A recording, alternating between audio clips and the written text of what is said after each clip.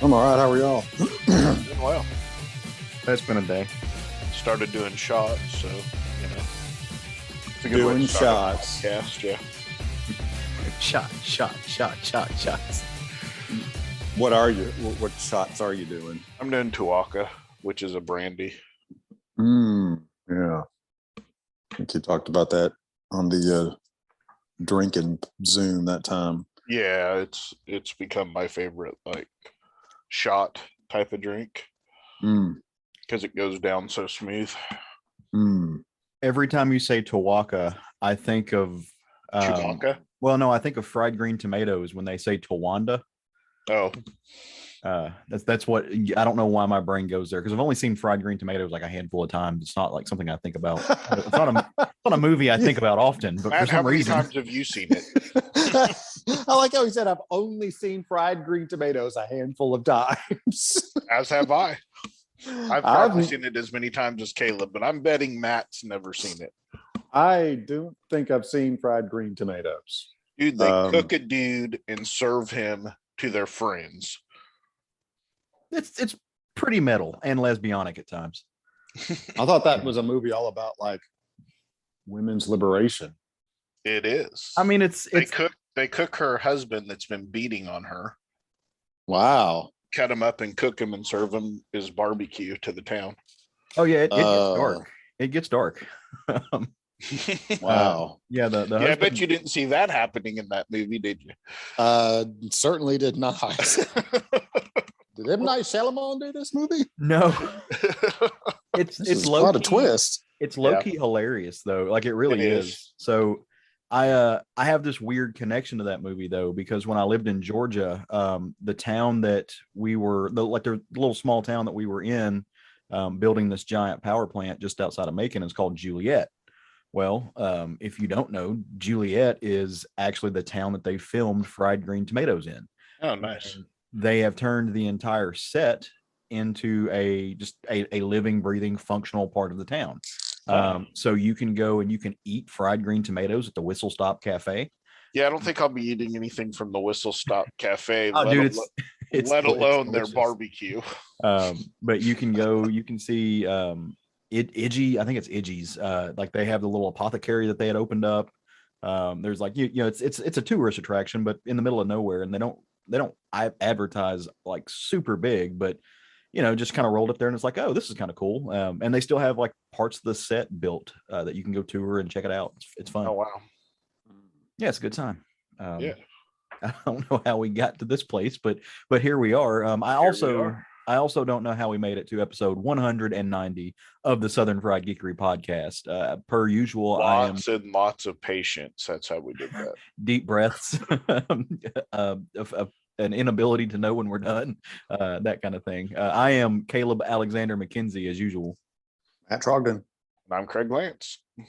And it is good to hear your voices. So a little inside baseball. We're actually recording this on Friday night. We normally record on Sunday mornings, but life has a weird way of just throwing you curveballs, and you got to adapt sometimes. So that's what we're doing here. But you're not hearing this until after Sunday because I'm going to be particularly lazy and edit this on Saturday morning and schedule it for Sunday. Well, there you go. That's how that's. So all those details are for naught. Yeah, that's just a little inside baseball. Folks letting know how the sausage is made. But I've had a hell of a day and had a hell of a week. I'm exhausted and tired, and that's about all I got. How are you guys? Very much the same. Hell of a day, exhausted and tired. But I did get to see my grandbaby today, so that was nice. Nice. Didn't just get to see her, you got to hold her a little bit. Yeah. I mean, it's not the first time I've seen her or held her, but it was still very a good moment, I guess would be the way to put it. Now, are you going to be a pawpaw, a pop? Pop-pops, yep. Pop-pops. That's what I thought. Yeah. Doesn't she get to decide that once she gets to that age? I don't know. I was told that that's what my name is. I'm holding hope out for Peepaw. Peepaw? Yeah. You know. I was thinking the other day, it's like, how do I tell people how old I am? I am my bestie has grandchildren years old. That's how old I am. I will be getting a what do you call it? An AARP card in the mail this year on my birthday. Nice. And that's some sweet action. Get the discounts. Get some discounts all over town. Does Libsyn have a AARP discount? Can we get right? Can we get some cushion on the podcast? Fun stuff. Well, I'm glad to be with you guys tonight. Normally this is when I'd be doing a bunch of reading, but we had to fit in a bunch of reading earlier than we normally do. And so for folks, if you're new to the show, hopefully we're getting some new listeners. We welcome you. We're glad you found our little humble podcast. What we like to do at the beginning of most of our shows is we do what we call a short stack. And that is where we talk about 3 little books that we've read through the week. We're not going to go really deep on them, but it just kind of lets each of us, as people, as friends and people who have a little podcast, know what the other folks are reading. These are things that didn't make it to like our, oh my God, I got to talk about this book in depth on the show, but it's just, like, hey, this is a nod to what I'm grabbing each week and you should check it out. So I'm curious about my brethren over here across the airwaves. What have y'all read this week? Yeah, I read Sweet Paprika #1 from Image Comics, Nice. Mirka and Dolfo. This is the story of a successful businesswoman who is sexually repressed. Oh, and she also happens to be a demon. So there's that. Then I read Star Wars High Republic, The Monster of Temple Peak #1, IDW. This is Kevin Scott and Rachel Stott on this.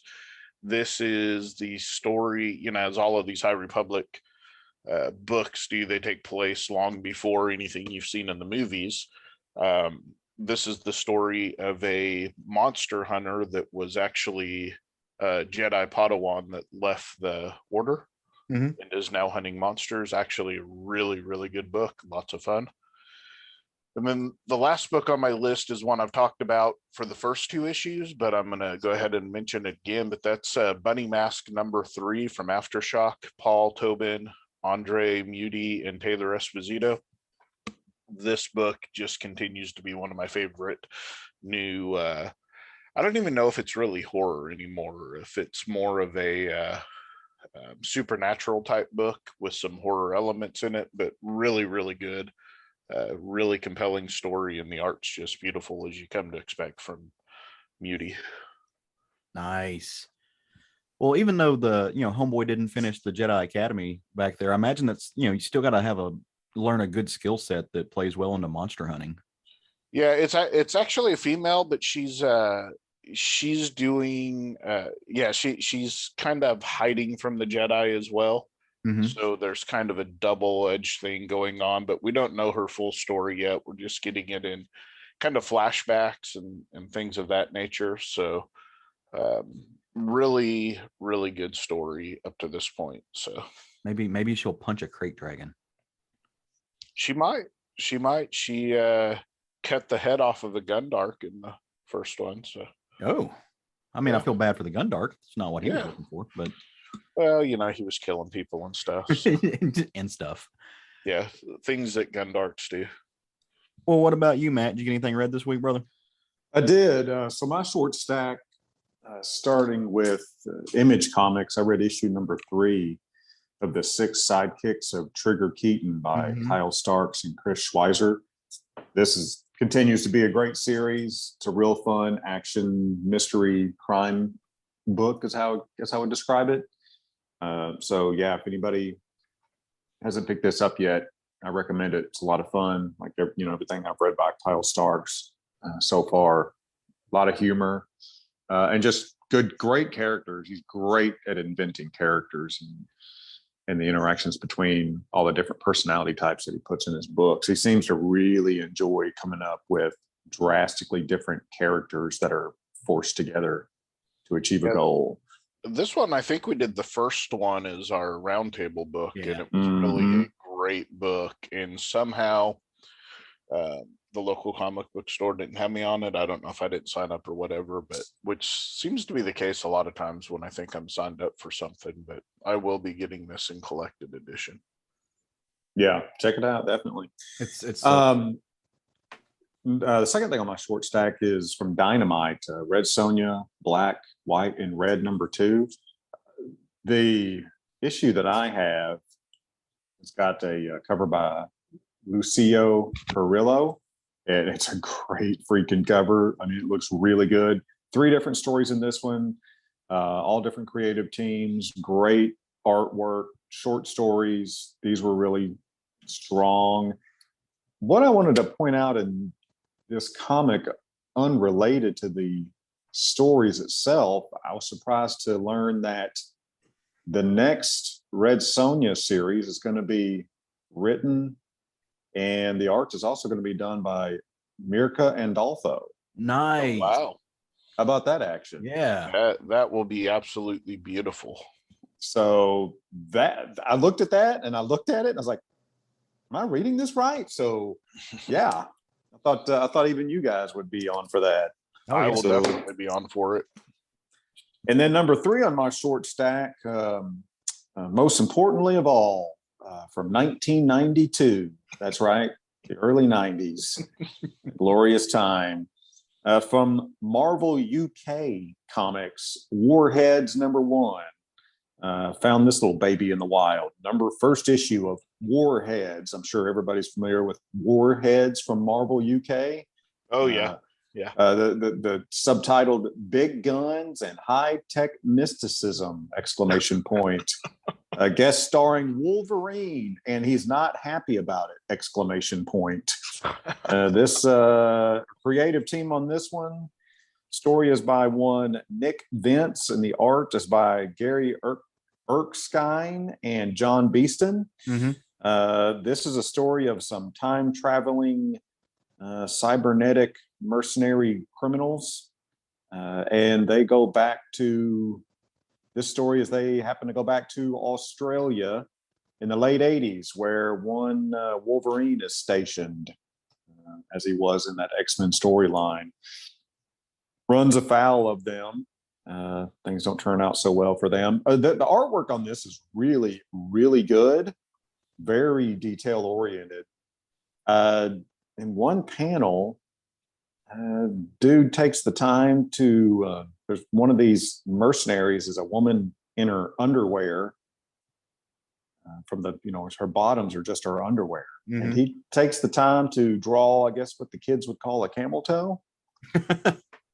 What the kids would call, huh? Interesting choice, I thought. So yeah, I'm sure most of you have already read this one and remember it fondly, but just in case you haven't, run out and pick up Warheads #1 from Marvel UK. So yeah, the funny thing is those of you that don't know Matt on a personal level, and you see him at the comic book store, he is like a kid in a candy store when he finds these boxes of 90s comics. Oh, 100%. Yeah, he can spot them from like a mile away, and he will deep dive into them for hours. Because they're gold. Yeah. Now, Matt, did you say that Gary Erskine did he do the lines on that, or did you say he did the colors or ink? Well, it just says he and John Beeston are the art, so I'm assuming he did the pen and ink, and I guess John Beeston did the colors. It doesn't differentiate which is which. Okay, so the thing I knew that name sounded familiar. The thing I know him from, he did the inks on the Thunderbolts reassembled. Way back in the day when it was Fabian Nicieza and Tom Grummett were on that series. And so it's interesting. And I know he's done some, I think he did some of the inks on one of the Cross books as well. And I want to say that he's got some 2000 AD stuff in his back catalog, but I haven't seen anything out of Gary Erskine in a long, which I know you're talking about a 90s book, but I wonder where that dude went. Yeah. He's been sent off to the pasture, as a lot of these guys have been. I'm assuming he's living high on the hog on this Warheads #1 money. He's got Warheads IP money. Yeah. Nice. Yeah. No, I had to look up the cover just to see what it looked like. And is it kind of redundant to say that Wolverine's not happy about what he's doing? Yeah, I know. I thought it was interesting. They made a point to say that. Like, okay, Wolverine's in this story, but he doesn't like it. It's like, yeah. huh, okay. This is not surprising on a high level. Yeah. So I read some cool books this week for my short stack, and I want to start off with one It's not necessarily a comic per se, but it's a picture book, if that makes sense. It's you guys know I'm a huge fan of Tom of Finland, right? Like I've spoke about him several times. Very influential homoeroticism.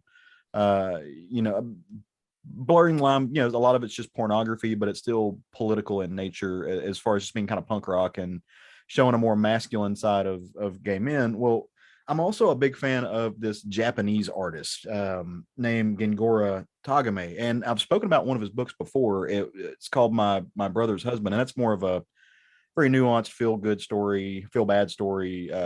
But he also Gengora Tagame is also really well known for doing very homoerotic pinup style art and homoerotic books, which feature Asian men, which is not something you see a lot here in the States as far as artistic homoeroticism, whatever you want to call it, that looks like. So he's kind of well known for that. Well, he and some of his buddies, specifically Go Mishima and an artist named Jiraiya, they put together a book called An Ode to Tom, Homoerotic Art from Japan. I found this online, and it's really good. Like I said, it's not a comic, it's not stories, but it's different depictions of very very masculine Asian men in various poses. It's really cool. Like I said, it's very cheesecakey at certain points, but you can see the different styles. They range from being something that is hyper rendered, hyper detailed to very cartoonish. People, some of it is hypersexual, some of it's just big beefy muscular dudes like playing with a puppy. So you get this kind of broad swath of just gay men, like larger gay men, bears, if you will, being bears in different outfits, different looks, comfortable. Some of it's meant to invoke sensuality, some of it's just pure sexuality, some of it's torture porn. But it was really interesting to flip through and see some of this work by some of these artists. And like I said, I've been a fan of Gengora Tagame's for a long time, but I've never seen this artist Jiraiya, or I think is how you pronounce the name. But they're definitely on my radar as far as looking out for some of the art and the pinups and some of their sequential work. It's very, I mean, I enjoy looking at it for a multitude of reasons, but at the end of the day, it's like the gay version of Betty Page type stuff. Like it's fun to look at, but it also says something, and it's stirring. In the middle of my little short stack, I have a book that I hope one of you guys pick this up. It's by Scotty Young and Jorge Corona, which the creative team on Middle West. John Francis Bellew, who is Scotty Young's colorist forever and most of his projects, and Nate Picos on the letters. Again, loved Middle West. I think that was a fantastic series. They just came out with the Middle West Omnibus. If you haven't read it, I would encourage anybody and everybody go pick that up, because it's the shit. Like that book it'll treat you so many ways you're bound to like one of them. So it's cool to see these folks come back and do another story together. And this book is called The Me You Love in the Dark. It's about a young artist who went from being the starving artist to being the hot shit all of a sudden, and is uninspired and rents a haunted house to hopefully catch some inspiration. Gorgeous art, exactly what you would expect to see from Jorge Corona. Finds a way to make really, really dark and broody, gloomy colors mix in with some almost neon aspects of the color spectrum and just pop off the page. It's incredible. And then last but not least in my little artistic feast is a new story. Comes from a publisher that we all know and love called Ablaze. But it is not, as you might expect, a Conan story, which is what we usually read from Ablaze. This is Maria Lovett's Porcelain. And I am all in on this story. This is Porcelain #1. Just the 30,000 foot view of it. Young girl lives in a wasteland world, gets sent to town by her aunt who she lives with to collect stuff, and walks off the beaten path, and all kinds of Maria Lovett psychedelic horror madness ensues as she is sucked into something called the dollhouse. And this is a little bit of a different Maria Lovett than I think we've seen before. This is almost like almost like Maria Lovett went and read some stuff by Mobius and then came back and said, I want to do the Maria Lovett spin on Mobius. So I am constantly astounded by Lovett's work. And so if you haven't seen this, if you haven't put your eyeballs on it, you needs to get it. You needs to. It's Yeah, I mean, that's the second time you've heard us talk about it on this show. So obviously it's time to go get it. Yep. Now, did you do it as a short stack or your book of the week last week? I did it as my short stack. That's what I was going to say. I couldn't remember you. I didn't remember you going in depth on it, but yeah, I did not. It's a great book though. Yes, dude, that just the little lines and the little details she puts, just even in like flowers and stuff. It's outstanding. Yeah, she's just a fantastic artist. She's one of this new group. Her, Peach, and Mirka Andolfo are just three of my favorite new artists. So you know what? I was kind of impressed by this one though. If you read some of her past works, one of our criticisms of her past work is like all the female characters, like it's almost like she's drawing the same character in different books. Right. That wasn't the case in this book. It was not. No. Yeah, completely looking at a different like facial profile. So that was the hotness. So yeah. If you want to tell us what you're reading, maybe you've got a short stack, maybe you read 3 books that you need to get something off your chest, you need to let us know about it. You can do that. You can tell us all about it if you come to our Facebook page. All you got to do is type in the search bar, look up Southern Fried Geekery on the Facebooks. We're right there. You answer a few little questions to let us know you're not, some weird Russian bot that wants to hire us to smuggle in money to the Trump organization or whatever. As long as you answer those questions, we'll let you in, and then you can converse with lots of other people who are a member of our little community. Talk about the TV shows and the comics and the this and the that you enjoy. And if you're a creator that does your own thing, maybe you want to talk about it, you can do that there too, as long as you are participating at large in the group. Now, don't be that guy that joins the group, pitches your Kickstarter, and then goes away at the end. Right. Yeah, don't be that guy. But it's a great community, and we support all kinds of people who do Kickstarters. We have them on our show. We talk to them, so we like to do that. But we also like the conversation. Absolutely. So get on that. You can also check out images, panels, and stuff of what we're reading and what we're doing. If you follow us on both the Instagram and the Twitters, we're at SFG Podcast on both of those. If you want to shoot us an email, you can fire off one at southernfriedgeekery@gmail.com. We live in the digital age. We're very, very easy to connect to. Well, Matt's not. Matt hides behind a wall. Matt hates digital worlds. Yeah. He's scared that he's going to get sucked into Jessica Rabbit or something. Matt's not even sure that he wants to connect with us most of the time. Just like, no, you're not Roger Rabbit universe or something. Yeah, not connecting with me, no sir. That's right. But speaking of making connections, I connected with a book this week based off of Craig's almost demand that we read it as our roundtable. If you're listening to the show, you're a longtime fan, you know that we all try to read the same book every week. That way we can give our takes on it, back and forth, talk about things we liked and didn't like. And sometimes we're all on the same page. Sometimes it's 2 out of 3, 1 out of 3. On one side, it's fun though. We each get to give our thoughts on the book. And this week, Craig piped up and said, "Hey, we should read Campisi the Dragon Incident, this new joint from Aftershock." Because let me tell you, I don't know very many people who just go to the mat for Aftershock more than Craig does. This is one of your favorite publishers. You just love them. In a lot of the ways, it's kind of like me with Vault. I do, but this was actually Matt that suggested this. I just put it in the text message, but yeah, Matt was the one that was my book of the week, like my on the menu book, right? But yeah, Matt, we were at the comic book store and he decided this, but yeah, absolutely a good choice in my opinion. Nice. Well, to speak on that. So 30,000 foot view, you liked it? Yeah, absolutely. I don't know if I'll get it on a weekly basis or buy it collected. It's or on a monthly basis rather, or buy it collected.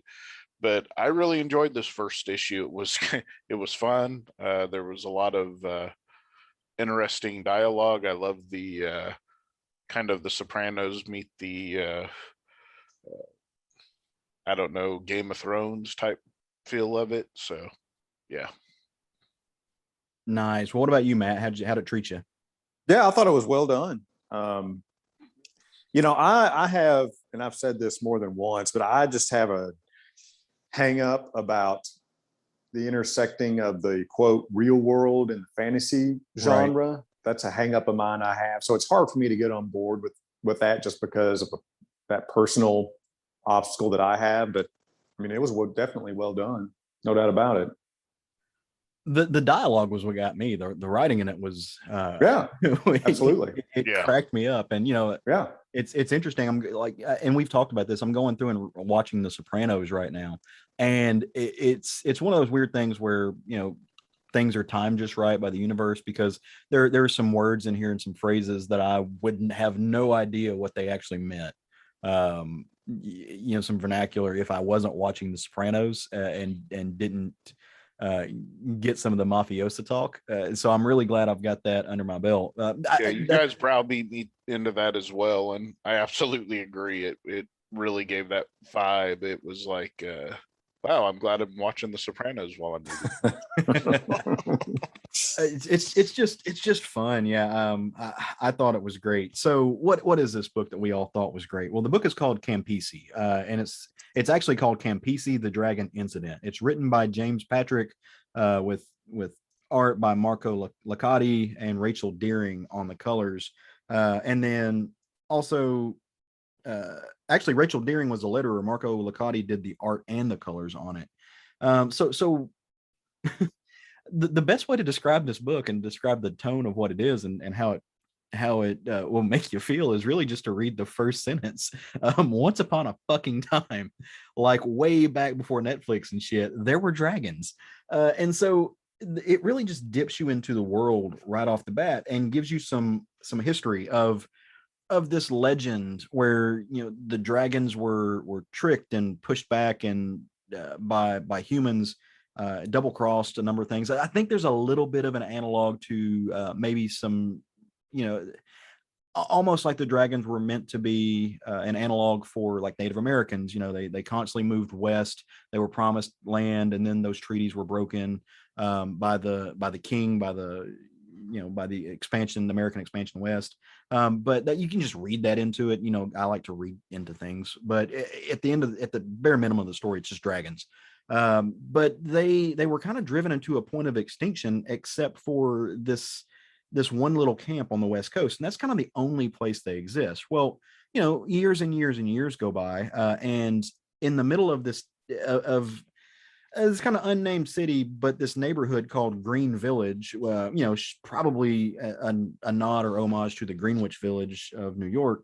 But there's this guy who is, he's really protective of his neighborhood, his town. He's the kind of guy that he's kind of unassuming. He doesn't have a day job per se, but he just takes care of business. Like, when he sees a couple of dudes who might be up to no good or, looking to sling some illicit substances in his neighborhood, he takes care of business. He likes to say, I take care of issues before they become problems, because the family that I work for, the organization, they've got other people who take problems and deal with them before they get out of hand, and you don't want them to get called in. So actually, he's kind of the guy you would rather see.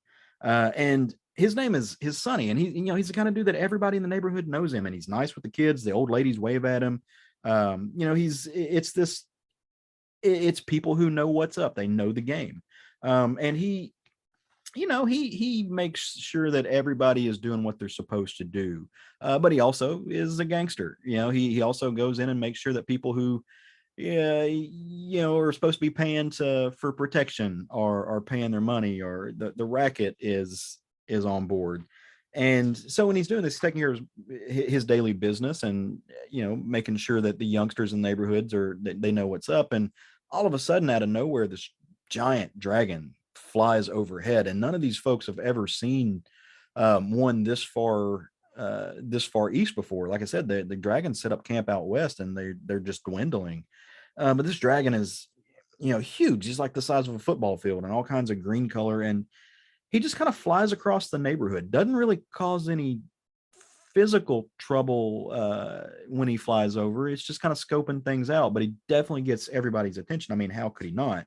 But the dragon lands in this old abandoned construction site. Like he crawls inside it and just kind of nests there. He chills, doesn't really do anything. And, you know, the townspeople are like, okay, that's probably not a good thing, but it's not bothering anything right now. Like, let's just handle our business and see what happens. But the dragon waits and the dragon watches, and you know, he looks around and he sees all kinds of things, good things, people taking care of each other, bad things, people being abused, and he just kind of sits there and lurks. Meanwhile, all this happens. Our boy Sonny goes back to you know, local business that serves as a headquarters, and you know, meets with his boss, with his Don, and you know, Don drops some news on him like, hey, you know, somebody from the neighborhood hasn't paid their bills. That's strike 3 and they're out. But don't worry, we're sending this to somebody else. You know, what do you want to talk to us about? And he's like, there's a dragon. And he's like, yeah, we heard about it, but you know, what are we supposed to do? We're just a bunch of dudes. And it's not gonna, you know, I'm not gonna go fight a dragon. What are you gonna do, a dragon? And he's, you know, he's like, oh, I mean, okay, sure. All right. But maybe have some second thoughts about going and whacking this poor guy who owns a restaurant and just was trying to make ends do. But the Don's not having. He's like, dude, there's a cycle. We got to let folks know the score. And he sends out these two these two wise guys that are going to go handle that, you know, not so great business. And this is kind of the straw that breaks the camel's back, so to speak. The dragon sees this hit take place, and it just reminds him of all the stories, how the old king double crossed him, all the, you know, these old lore about how mistreated the dragons were. And he just proceeds to throw a bitch fit all over town in the most dragoniest of ways. And it's pure carnage that's going to rain down. And like that, you know, our boy Sonny realizes that he's going to have to take care of the dragon and save the neighborhood. That kind of brought about its own demise a little bit by just being what it is. And so that's where the issue ends. On the next issue, we're going to see, you know, how our boy Sonny and how the mob is going to try to slay a dragon. I'm on board with this. The writing was great. The you know, like I said, they threw in a lot of mafioso talk, you know, a lot of this Italian, you know, I was, you know, looking for somebody to have a Gumar at one point, you know, smoke a cigar, but it's just fun. I'm not gonna, you know, the art is not gonna win, like, you know, it's not gonna be my favorite artist of the year, but it was cool. The colors are beautiful. There's this, they're very bright. It's digital coloring, it looks like. Some of the panels were a little stiff, but I think they were meant to be, especially because they only felt stiff when they were talking about the you know, the lore, when they were going through the flashback, and some of the knights were very, you know, they looked like a little marionette-ish in the way that they were depicted, but I think that was done purposefully. And it added a little something to the texture of the story, for me at least. But yeah, I thought the dragon was drawn really, really well. Yeah. In the scenes with the dragon specifically. You don't pronounce the W in Greenwich, it's Greenwich. Greenwich, okay. Look, I was born in a rice field. For you people, yeah, for you people from Arkansas. Yeah, I mean, the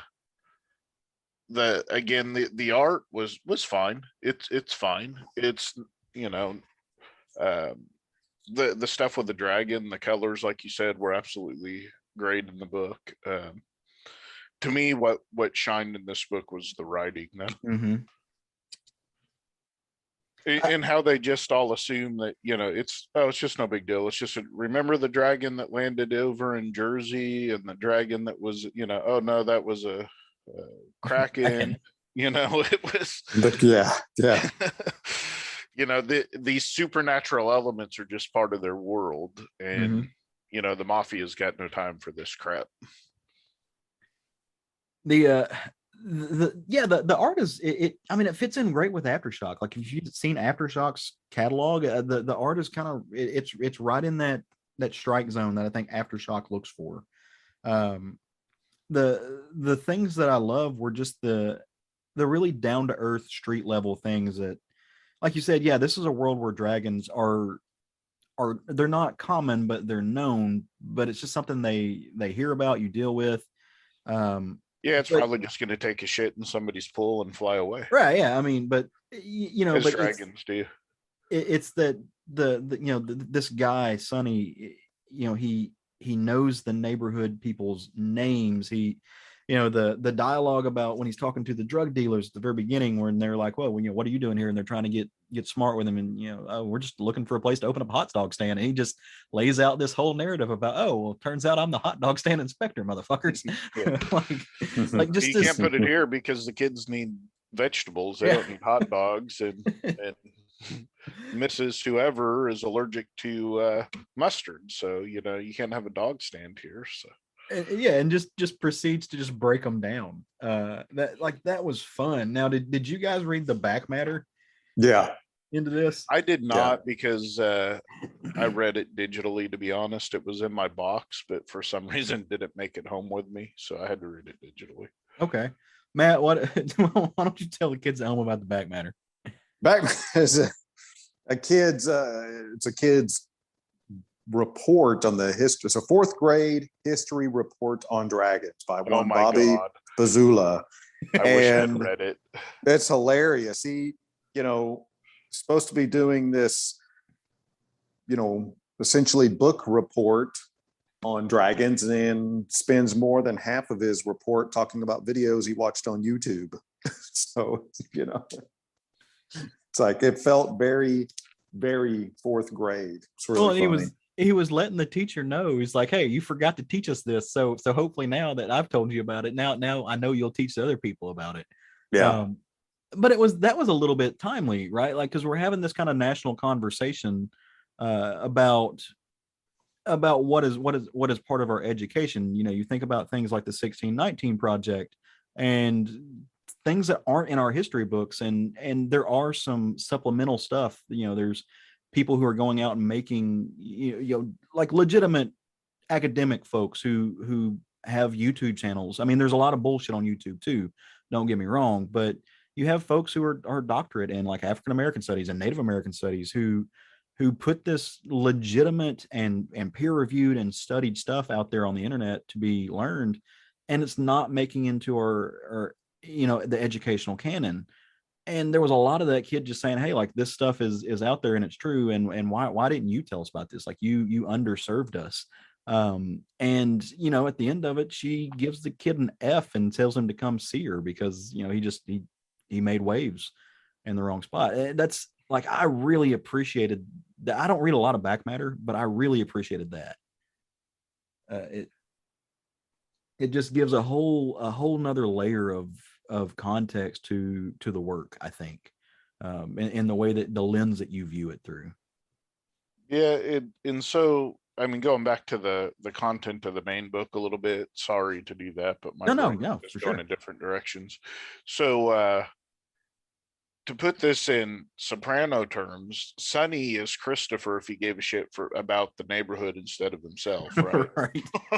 You know, because Christopher, all he cares about himself and getting made.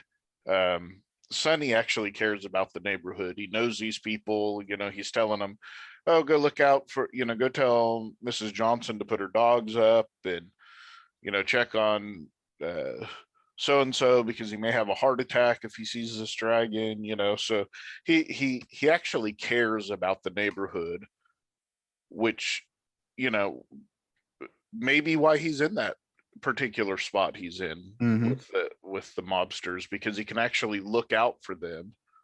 You know, there's one spot where he's going to pick up some money. The guy doesn't have it all, and he's like, well, that's okay, just give me the rest of it tomorrow. But, you know, don't bet on UCLA anymore because they suck. So, you know, he actually cares, which so many times, you know, they're not portrayed that way. They're portrayed more as the Christopher type. Yeah. Yeah, it's that gangster with a heart of gold. kind Yeah, of I thing. mean, how did the mobster part of it hit for you, Matt? Because you're kind of the mobster guru with the group. I mean, what it said to me was, this is very much the tradition of the Italian mob, typically ingratiating themselves to the local residents, so that the local residents are on their side.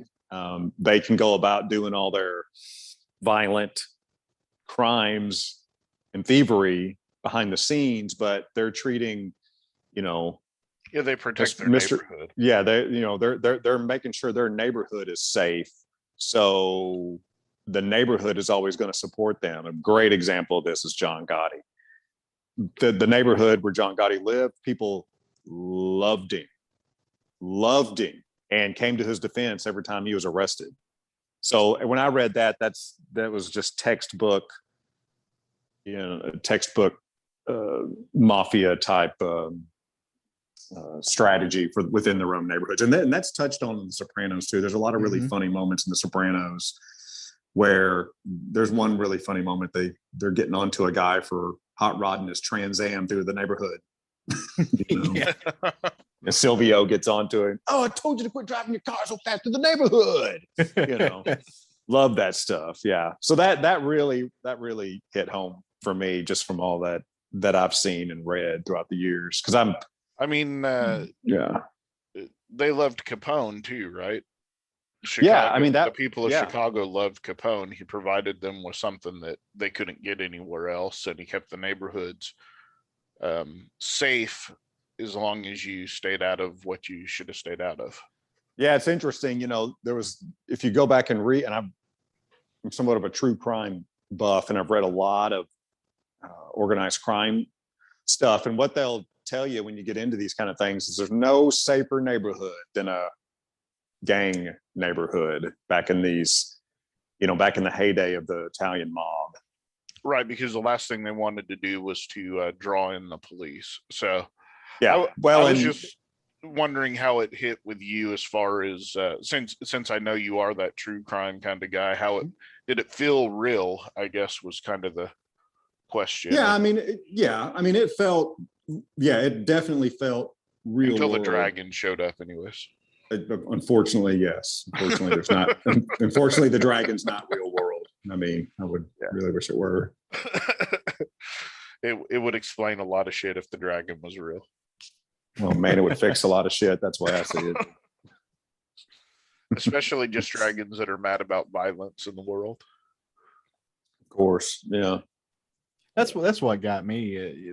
Just the thing that set the dragon off was seeing somebody getting hurt, like seeing somebody getting taken to, like everybody in this town is scared shitless because this giant creature is capable of leveling everything, and then the dude just is chilling on a rock somewhere. And the thing that sets him off is seeing people do to each other what they're afraid the dragon is going to do to them. I thought that was a neat little touch on it. Well, and so the dragon is there to get a specific person that's the descendant of the guy that betrayed him, the knight that betrayed him back in the olden times, medieval times. And he probably would have just came and got the guy and left had he been, not seen this, but it just really set him off with his super dragon vision, as they put it.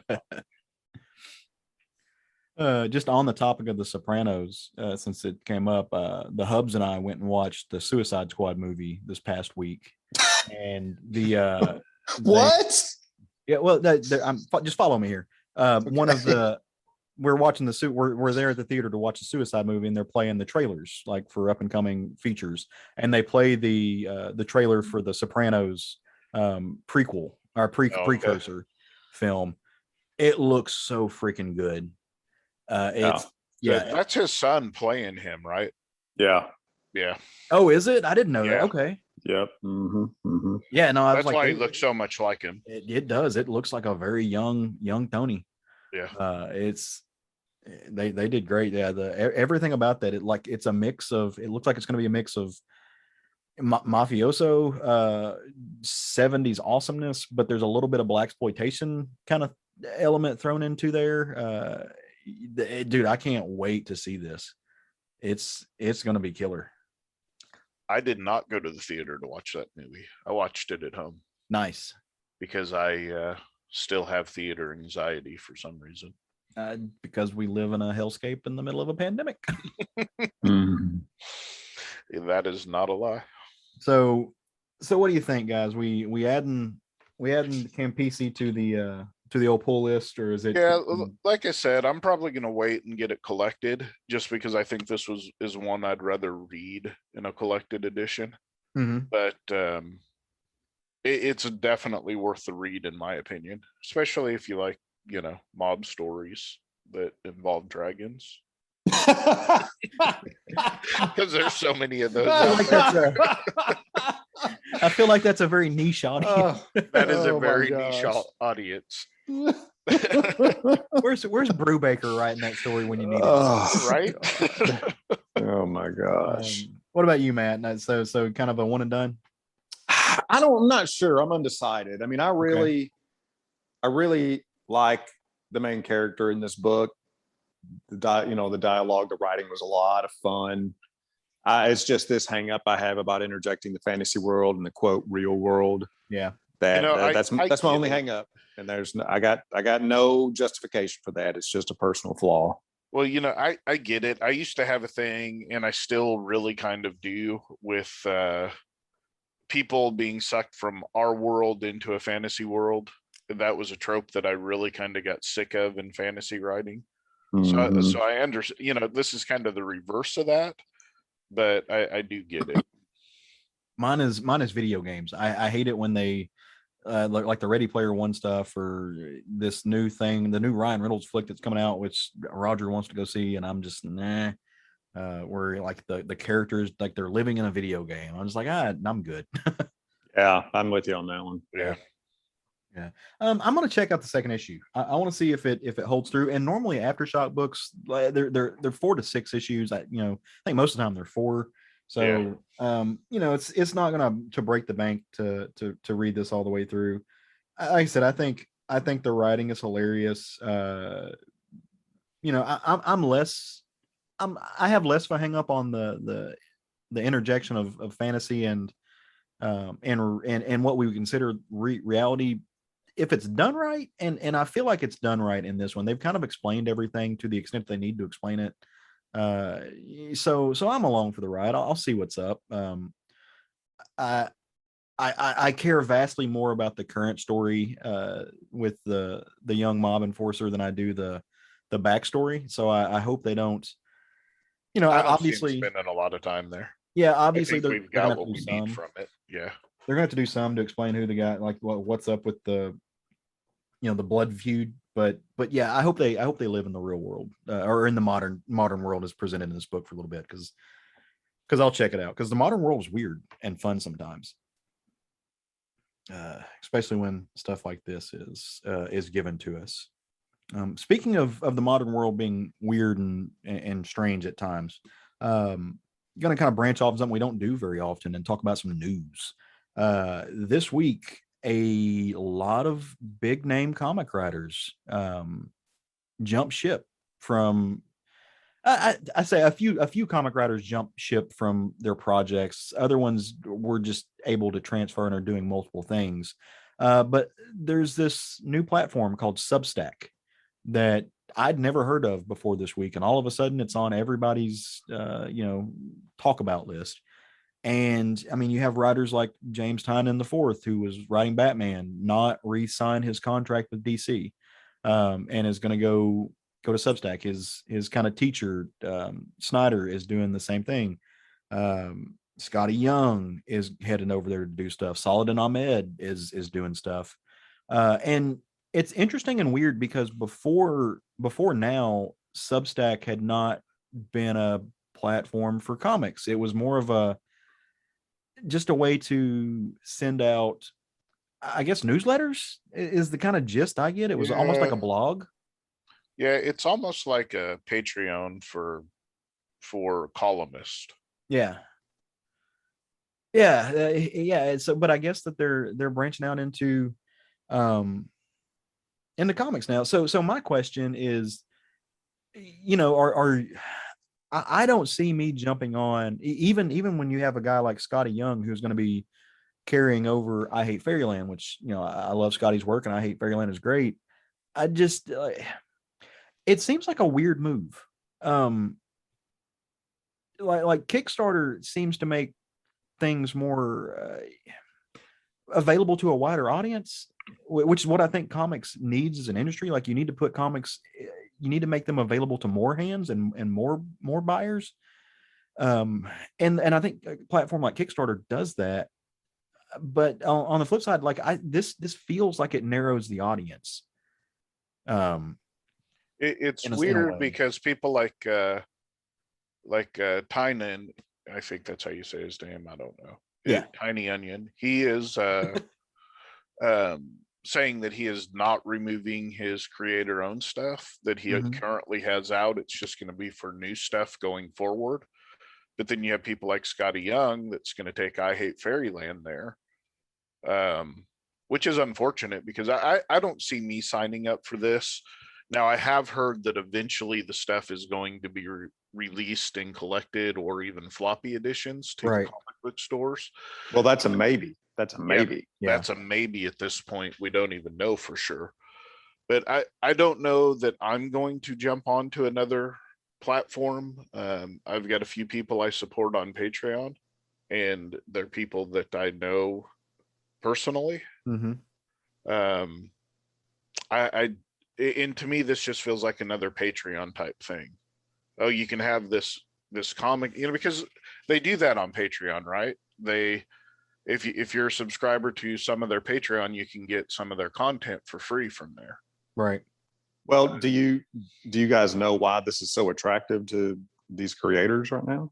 Well, I know that some of them are getting large upfront bonuses. Like, exactly. It's like writing for a publisher of a novel, where you're getting an advance on future endeavors. Yeah, it's the upfront money. It's they're getting upfront money and creative control. I mean, and that's been, that's always been talked about. That's the hardest thing about being an image creator is you have no upfront money. So you're taking a big risk in being an image creator for the first time specifically. And this is removing all that risk. Yeah, and most of that falls on the writers, right? Because they have to pay the artist to do the work up front. And what platform are you referring to? Image or other things.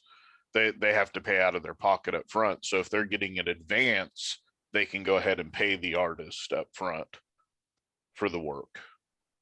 That's not the way I understand. I mean, on Subset, if they get an advance, they can pay the writer, they can pay the artist, or Substack, they can pay the artist up front out of their pocket because they're getting an advance on the comic. Well, yeah, but you just referenced that image writers pay artists up front. Yes. Yeah, that's the way I've always heard it. So some of these guys, even when they share royalties, a lot of what the writers will do is, they'll just go ahead and give the artist a page rate and they'll sign the contracts, and they'll pay them up front, and then they get reimbursed on the back end with sales. There's a few people who have spoken about that. I know our buddy Justin Jordan does it though. Yeah, that's one of the things that he talks about, is having to have this, kind of a purse to get at least the first couple of issues done, so that they can start getting some money in to go past like a 6-issue arc. Which seems like a huge financial burden on the writers. So well, it's interesting to me that the draw to getting an advance up front, I guess, is what I'm saying. Oh, of course. Yeah. One of the things that I it's just one of those things that, like, there's a lot of speculation and stuff going on about it, but it's interesting. And one of the things that has a lot of people talking is that the Substack is only going after art or going after writers right now. They're not they're not giving artists this kind of same and there's a few artists, people who are writer artists, but it's mainly just for the writing. They're not giving them the same deal, or they're not advertising to them. They're not going to them, which again, I know they're giving the writers full royalties for the contracts they sign and stuff they produce for there, but I wonder how much of that is going to, that makes it incumbent on the writer to share creative control and to share, royalty rights with the artist. And I wonder how much of that we're going to see.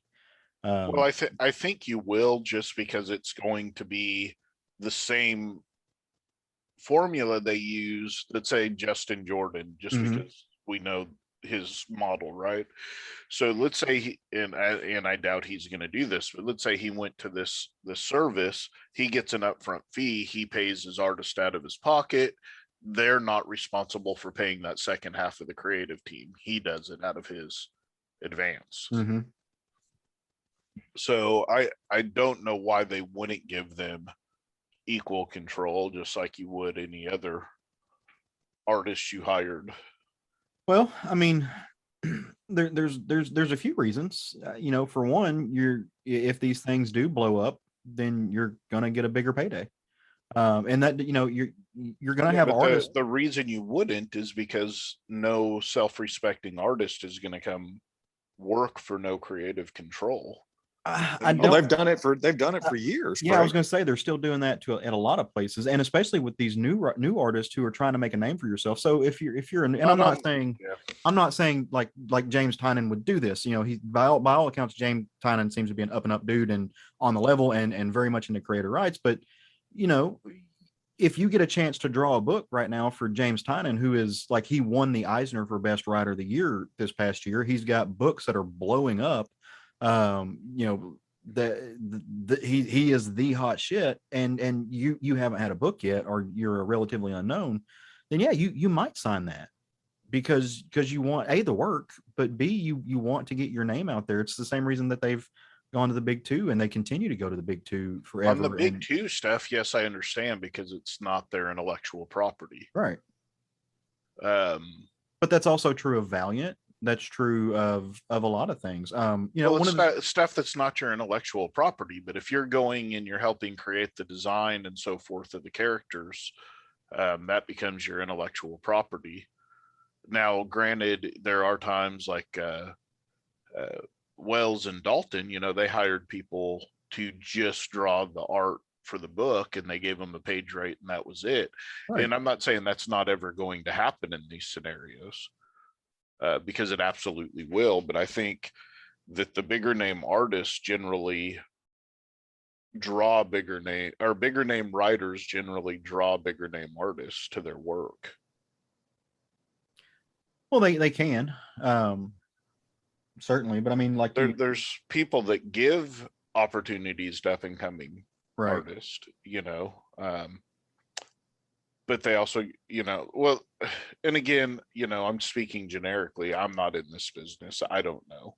Well, something that kind of comes to mind is the recent kind of kerfluffle, I guess is what you can call it, with La Rosa and Remender over the first issue of Scumbag. Because there was a tweet that went kind of viral, and everybody, it very much appeared that from the context, which context is what it is, and a lot of times there's not a lot there. It looked like maybe La Rosa wasn't being given what he was contracted for a hot minute. Turns out he was. By all accounts, what it looks like happened is La Rosa was originally supposed to draw all of Scumbag and had signed a contract for royalties and all of that fun stuff, because Remender is very good about sharing his creator-owned 50-50 down the line. But La Rosa got sick and couldn't, like, he was only going to be able to do the first issue, and so when he couldn't meet the contract, it looked, again, I'm not sitting at the table, but just kind of by the way the conversation between those two folks and the explanation was given mostly by La Rosa on his end, it looks like Remender came to him and said, hey, look, like you can't meet your contractual obligations, you're going to breach this, so your options are either you breach it and we're going to have issues here, because I don't want to wait however long it is before this comes out, like it needs to go now, or we sign a new contract. I just pay you a flat out page rate for all the pages you've done for this first issue, and you sign over all rights and royalties. And that's what La Rosa did, because the dude needed to go to the hospital. Like, he needed to go. He has really bad back problems apparently. And that's the contract. And what he was saying, part of that conversation was, look, this first issue went bananas and sold and made a shit ton of money. And I'm not going to see any of that. I don't get any royalties from any of that. I got paid a page rate, and that's what he contracted for. Now, the flip side of that, and this is where, I've had kind of a back and forth with folks that we know, is that, look, Rick Remender has been real vocal about what other people that he's worked for, like Marvel and stuff, should do, even though they're not contractually obligated. Like, they should be giving him money and paying him for some of his work that he's done before, even though it was Marvel and he signed the contracts. So it's a little, not a great look when he comes back and doesn't volunteer, doesn't do what he's saying other people should do. So you take that same circumstance, which is an Image book that's very much in the now, and yeah, that same thing could happen. And that's what makes, if Substack is giving all of their signing contracts with writers, just the writers, and they're giving all rights and royalties, what are we just going to see a continuance of like the page rate thing, and stuff like that, or are we going to see the writers take it upon themselves to do the shared IP stuff? I mean, Kirkman wrote a manifesto about, like, write your own stuff, own your own stuff, and then he went and started Skybound and just followed the Marvel model. So there's a lot of that going around. And so part of me wonders, just in general, when we talk about things like creator rights, how much of it is people actually advocating for creator rights, or how much of it is people just advocating for money that they think they're owed? I don't know. I'm not making a judgment call on that, but this very much raises these questions, right? Like, I think it's going to be incumbent upon each artist to have to negotiate. Yeah. Whether they want to do it as a page rate, or if they want to do it as part of the creative right. Yep. And get a percentage of the sales. Now, granted, the way this works is they get this advance up front, and they keep their money until the advance is met. So, I don't know how that is going to work for the artist. So, I mean, they're going to have to negotiate on their own part, would be my, thoughts on that.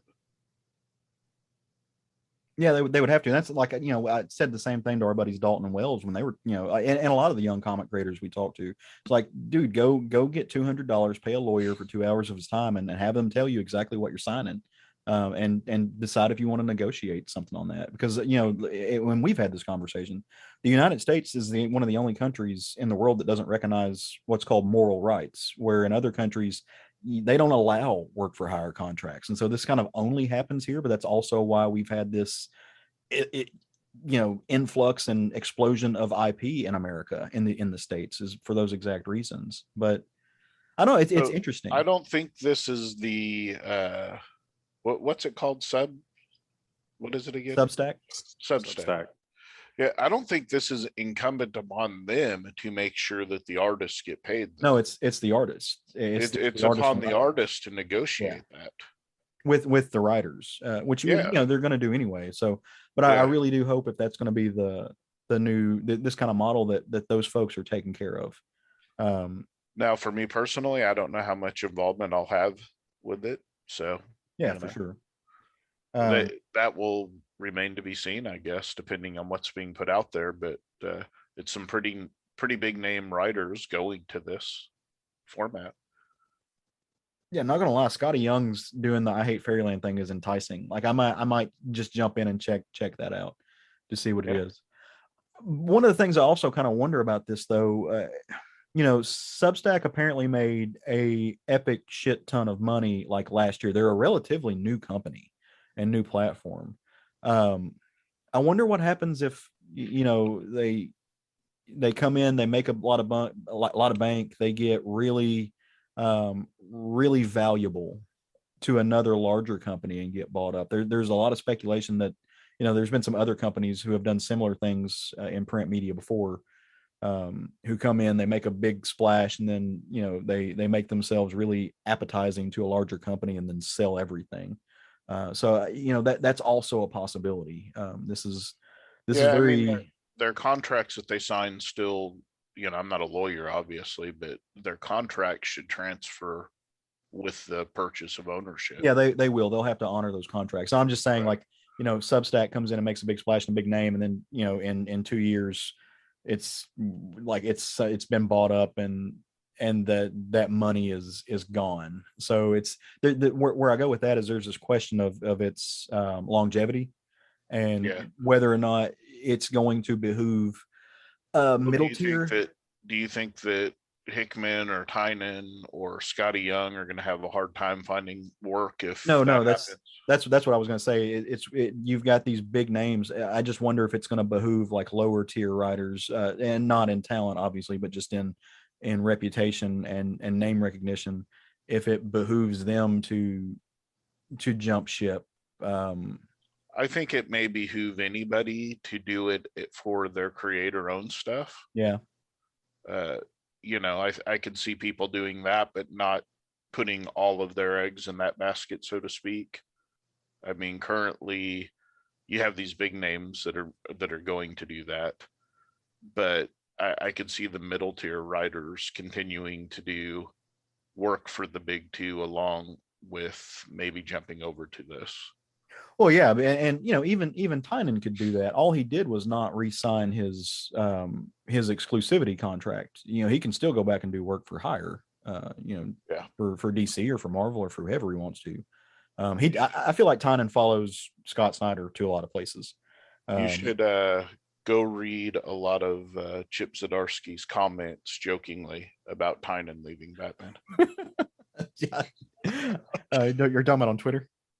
Yeah, I've seen a few of them. I'll have to go check that out. Yeah.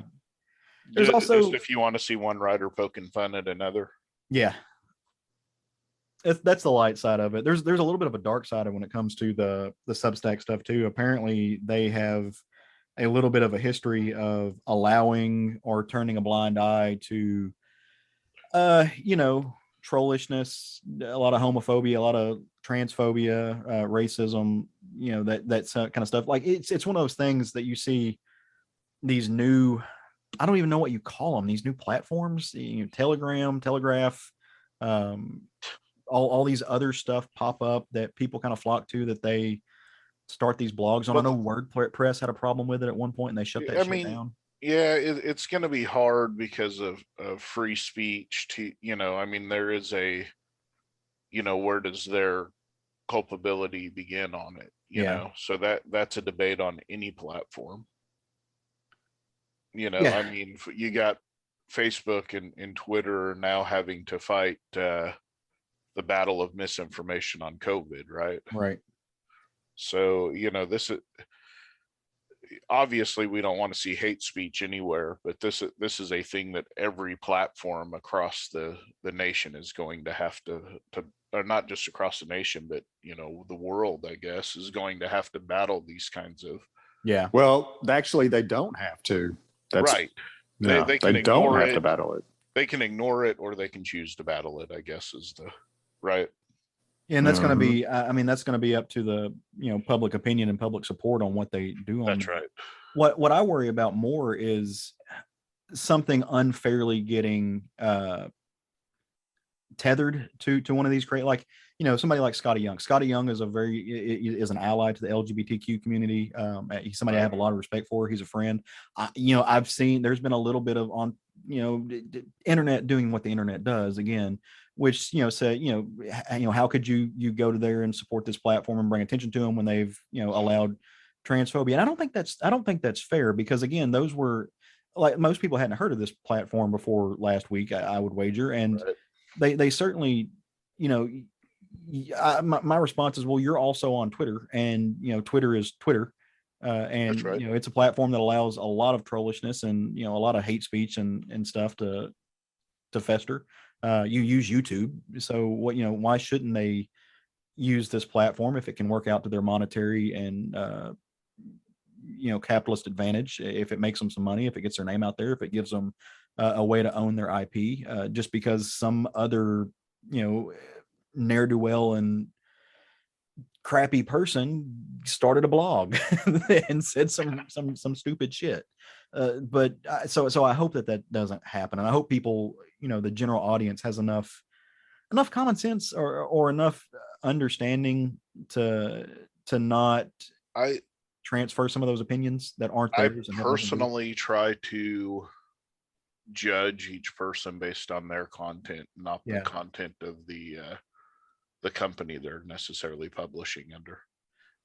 I do and I don't, and I'll be a little bit. It depends on, there's some very obvious, ones that would turn me away, but yeah. I was gonna say I'll be a little bit of a hypocrite. Like if you have a Kickstarter, let's talk about it. If you tell me you're on Indiegogo, no, that's a big red flag. I'm gonna step back. And it may not be anything that you may not have anything to do with the CG bullshit. Personally, I wouldn't do the Indiegogo just because there's you can get screwed out of your money with no recourse on that. Kickstarter, if it doesn't get funded, you get your money back. On Indiegogo, if it doesn't get funded, they keep your money anyway. Well, and have to supply anything. That's why grifters love it. Like that's why it's part of that. But so for that reason alone, let alone the people that are using it, that's enough reason to stay away from it. Right. Yeah, no, I agree wholeheartedly. Anyway, I was just curious about what your opinion was on the short stack, since it's been, it's short stack. Not short stack, Substack. Sorry. Our short stack is pretty nice. I don't think we should go away from that. They infringed on we should have trademarked it. They stole that from us. I was just curious to see if you guys were going to launch on. I haven't yet. I know some people who have. They tend to like it. Matt, are you going to follow any of these creators over there?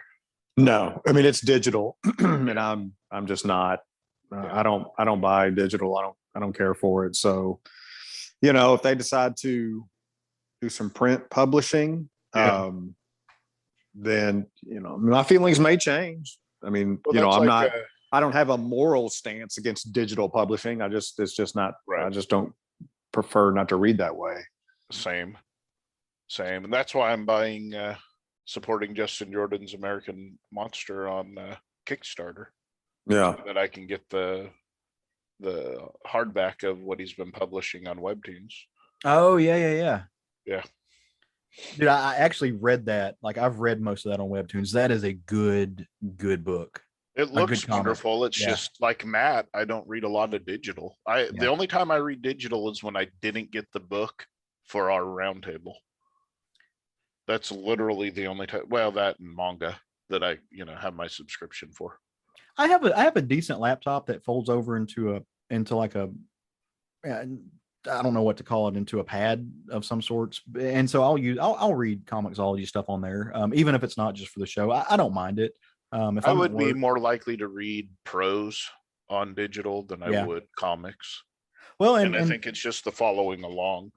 Looping it back around to the Substack thing, there are some newsletters, like non-comic related stuff on there that has caught my attention now that I know what this is, because I'll read a newsletter. I think there's some really good like legal blogs that I follow that would be a good home for. So anyway, no one follows legal blogs, Caleb. Legal nerds do. Really good legal blogs. Give me a break. Yeah. Okay, yeah, I'm around the wrong crowd, but I've got other people that would be just nodding their heads. So. But anyway, let's kind of circle this back around and talk about some comics that we can put in our hands. I'm glad we talked about that. There's a lot to unpack with that. It's one of those things we could literally talk about for an entire episode. Yeah. Oh, for sure. Well, and it's so much of it is speculation because this is just starting to. You're right there. We don't know where a lot of this is going in this industry.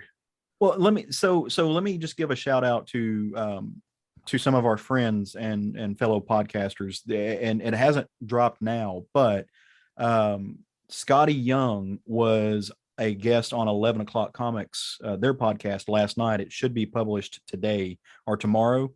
And it was all about Substack and what he's doing on there and kind of what they do. So if you're curious, I mean, I'm going to listen to it, but for either of you two or the folks listening to this podcast, if you don't, and you're like, okay, what is this? Let me hear something straight from the horse's mouth, an actual creator who has experience with this and is very savvy when it comes to contracts and IP. Go listen to what Scotty has to say. I think it'd be worth your time. And it would maybe answer some questions, and it'll answer some questions that we have on here too. I mean, I would rather read. No, I'm kidding. I was going to say I'd rather read what Scotty has to draw, but you should definitely listen to 11 o'clock comics. They're good stuff. Well, I didn't want to take away from you promoting them. That's why I stopped myself. But Oh. I was kind of joking about. I'd rather read what he had to say.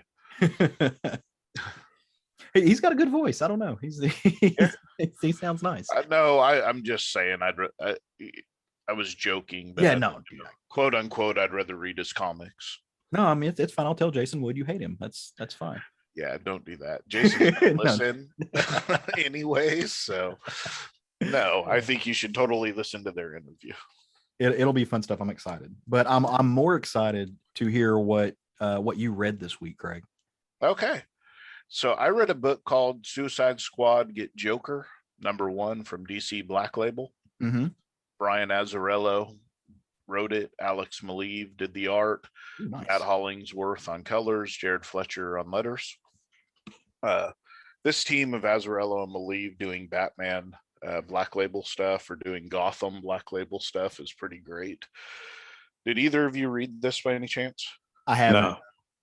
Okay, so this book it retells the origins of Jason Todd up to the point, he gets killed by the Joker and he doesn't know how he comes back to life, but he comes back to life and he does Jason Todd things. He becomes the Red Hood. He kills people. He doesn't have that compass that Batman has. It says, don't kill the bad guys. He's doing what Jason Todd does. He gets arrested. He gets put in prison. And he has to fight in prison to stay alive because he's put so many of these people in there.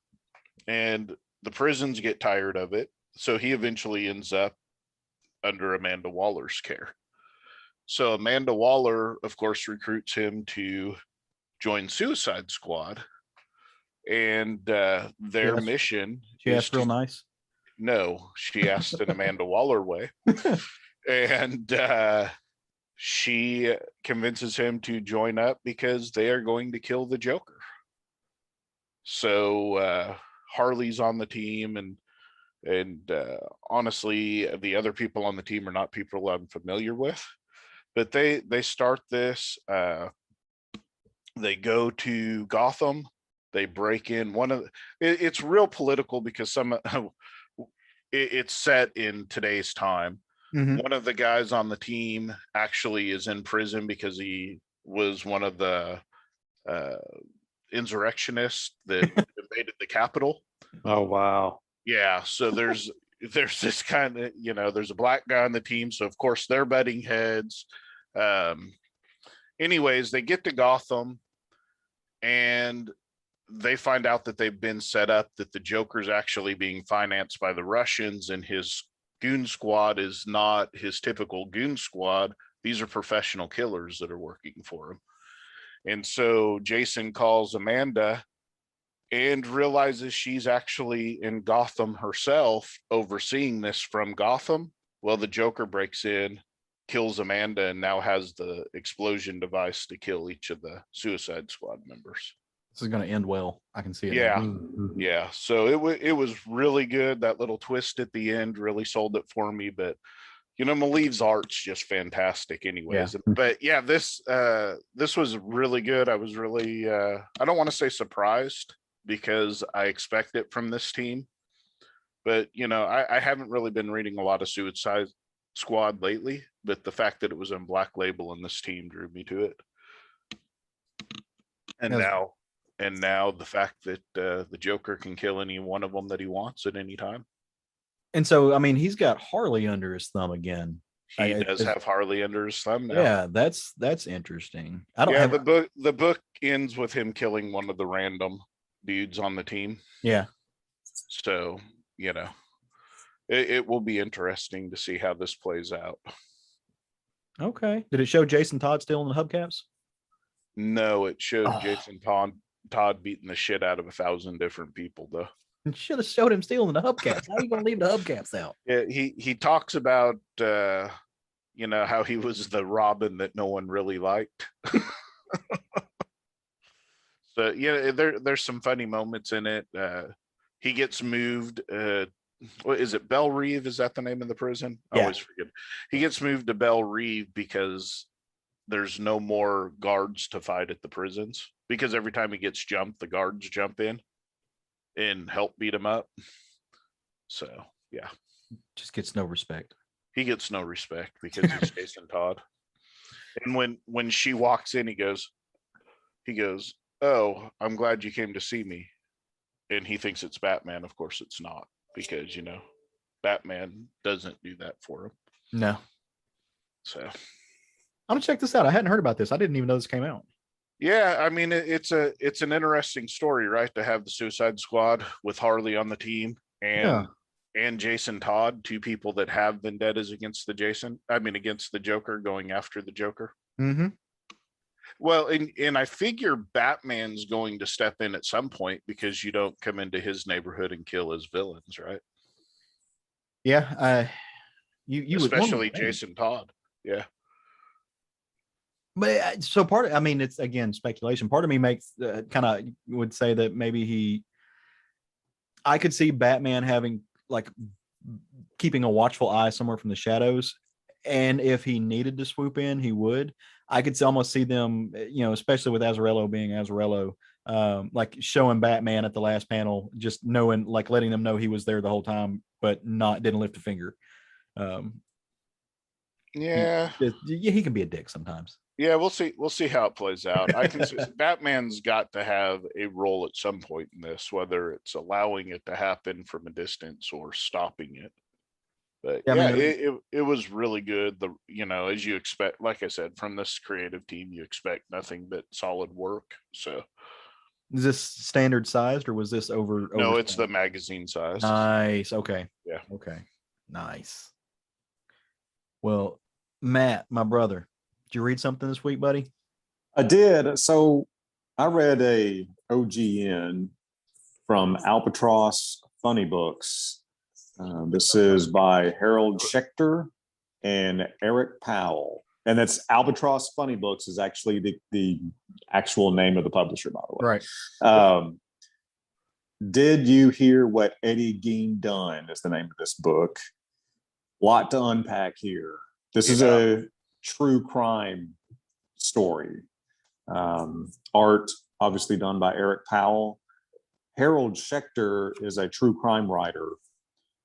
I've read quite a few of his stories, whether they be books or not, throughout the years.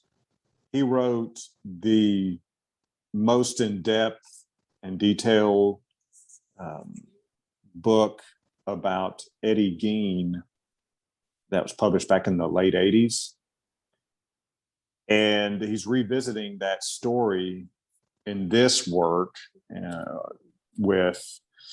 they're basically hitting all the major points in the story of Ed Gein. Ed Gein, for those of you who may not know, is a small Wisconsin farmer who was arrested back in the 50s for murder. And what was discovered in his home was it was a house of horrors. And to summarize it, this is the inspiration for Alfred Hitchcock's Psycho, for Silence of the Lambs, Buffalo Bill. Right. This is the inspiration for Texas Chainsaw Massacre, the Leatherface character. This is the inspiration for all of those things. This man that was arrested back in the 50s, and the story that came out about him. It's a story that has always been just utmost fascination to me, because for so many reasons, again, a lot of things to unpack. Like I said, this happened back in the 50s, back in the quote golden era, back in the quote good old days, back before, and this really shines a light on when people say those things, like, boy, things have really changed. They haven't. Things haven't changed. Information delivery has That's right. changed. Right. That's right. And if you read a lot of, I think Harold Schechter, I think he likes pointing that out in his writing, because he writes a lot of true crime that took place centuries ago. And you read some of these and they sound like the crimes the shocking crimes you hear about in today's world, but yet they happened back in the 1800s, or they happened back in the early 1900s. For those of you that subscribe to Amazon Prime, you can download for free some short true crime stories that Harold Schechter has written. Oh, okay. And they are short stories. They're very brief, and they're all true crime stories that, and every one of them that I've read, I mean, it seems like he really likes pointing that out. Things haven't gotten worse as far as human nature. It's just we're just much more exposed to it now. That kind of thing is talked about a lot of times. If you ever watch documentaries on, like, say, the history of the belief in werewolves, a lot of times what comes up in those documentaries is, a lot of what they think propagated the belief in werewolves was finding murder victims that had been slaughtered, like, say, the victims of Jack the Ripper. Mm. And, if this was happening back in the 1700s, that, these kinds of murderers weren't known about. So let's say you were making discoveries of victims like that. You keep finding these mutilated human bodies, that propagated the belief in werewolves. Oh, this must be a wild animal, something, yada, yada, yada. So, how this story, it's just been a lifelong fascination for me, mostly for that basis. And also how this one man that everybody in this small farming community of about 300 people never would have suspected of him doing these horrific crimes, even if some of the things he didn't do weren't crimes necessarily, but these horrific actions, the macabre way that he decorated his house. It's just, and that changed American literature, and it changed American cinema. Yeah. Whenever Alfred Hitchcock made the movie Psycho, based off the novel, of which was obviously based off this story, all the scary movies up till then were about mythical monsters. Mm-hmm. So when Psycho came out, that changed everything. That's right. For American horror movies. And so those kind of, the real life inspirations for things like that in any way, shape, or form are typically really interesting to me. And this one just being such an extreme example of that in so many ways, and that's what's always been a fascination with true crime to me, is I literally believe the saying that truth is stranger than fiction. And, reading these things that actually happened, you literally can't make them up. Right. Things that really happen, you literally can't make up. Right. They have to happen first, and then the fiction follows. So this is and Harold Schechter's a great writer. It's not a lot of times if you get in some true crime, not all, obviously, some true crime writers write almost like a textbook style. Yeah, forensically, right? Yeah. And Harold Schechter does not do that. He's a very easy writer to follow. And he's not sensational in his writing. He's very matter of fact, to the point. You certainly don't get the feeling like he's trying to glorify or embellish. So this I recommend, of course, and Eric Powell has a lot of fans, rightfully so. And with the subject matter that he likes to illustrate, that he likes to cartoon, this falls right in line with his, right in his wheelhouse. So he did a great job here. It is all in, dual tone, black, Mhm. white, grays, dual tone. Yeah, it's a So typical there's- Eric Powell art. Yeah. Yeah. But it really does a great job of hitting all the major points in this story. Spends a lot more time than I assumed they would on, I guess you would say, the early points in Ed Gein's life. Him growing up, and they do make some assumptions in here. Yeah, they kind of have to though, right? Well, and if you read the back matter, they make a point stating that out. Like, Right. these are some things that were said. There were some things, and there's a lot. This is a narrative of true crime. Right. So there's a little bit of artistic license that has to be taken. Right. Now, when you're reading it, I got the feeling specifically, on the things that they took some artistic license with. It really felt like they were. Like, I didn't have to guess which moments Right. were. Yeah, But that may be because I'm so familiar with the material as well. I would so I'm say, not. yeah, because I read this also. I would say it's everything that happens up until the kind of the sheriffs find out what's going on at his house, right? Yeah, I mean, the stuff All of his before- childhood and stuff. It's supposition based on interviews and things he may or may not have been telling the truth about.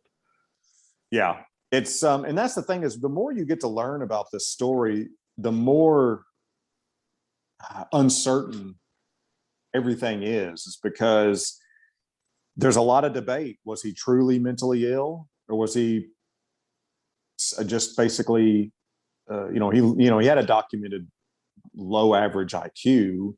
Was he just a naive, sheltered people pleaser? I mean, it's really hard to tell because you can't. Any psychologist will tell you can't tell if somebody's mentally ill just by their extreme behavior. Right. That's not how mental illness works. So Right. his actions make you want to say, "Oh, this dude was definitely mentally ill because of all these things that he did." Well, that's not how mental illness works. Right. So it's really hard to tell. I mean, and there's books been written, and I read a book about one of the judges that oversaw a trial for Ed Gein, and he was convinced that Ed Gein was totally sane. Right. And so I read his book, and essentially what you have to do at the end of the day is leave it up to the professionals. Yeah. As a lay person, you can make all the insights you want, but you're a lay person making those insights from the outside. And, there were teams of professionals that spent lots of time with him and deemed him mentally ill, criminally insane is the word they used at the time. Yeah, the first trial, the psychologists that they had, or psychiatrists that they had, that spoke kind of in his favor, diagnosed him with Oedipus complex, that it was in that kind of set the tone for the narrative from there on, right?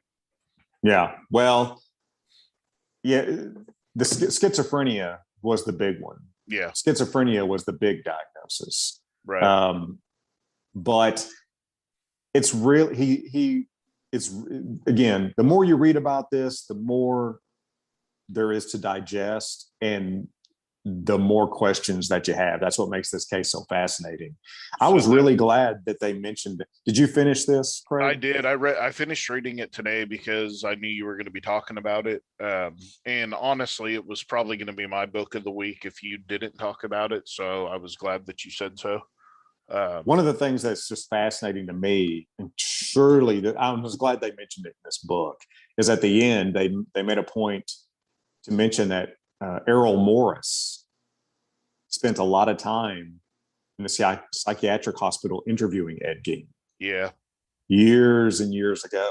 And he's got all this footage of him talking to Ed Gein, and it's just sitting on a shelf. Never been released. And that's maddening to me. Well, him and Werner Herzog, Werner Herzog, we're going to make a documentary. Yeah. Which, please, at some point, somebody give us that damn documentary. Because I listened to an interview of Errol Morris, and he spoke about this. And he's like, most of the time I talked to him, we didn't talk about his crimes. He was embarrassed to talk about his crimes. But he did spend a lot of time with him, and it just would be very, very interesting to hear those tapes, to see that footage. Caleb, I think you would really enjoy this book if you read it.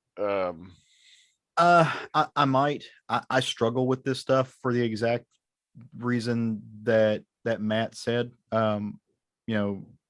Reality is stranger than fiction. I think that real life is ultimately way more terrifying than fiction. So I have a hard time getting into this stuff because it like something like this bothers me. Infinitesimally. From the legal aspect, though, I think you would be interested in. No, for sure. Yeah. I like serial killers and stuff like that. And this is why I don't watch true crime stuff. It bothers me to know because it's more horrific than actual horror is. You can't make this kind of sadism up and stuff. And that's one of the things you were talking about was the disagreement on whether he had, he was sane or whether he had mental illness.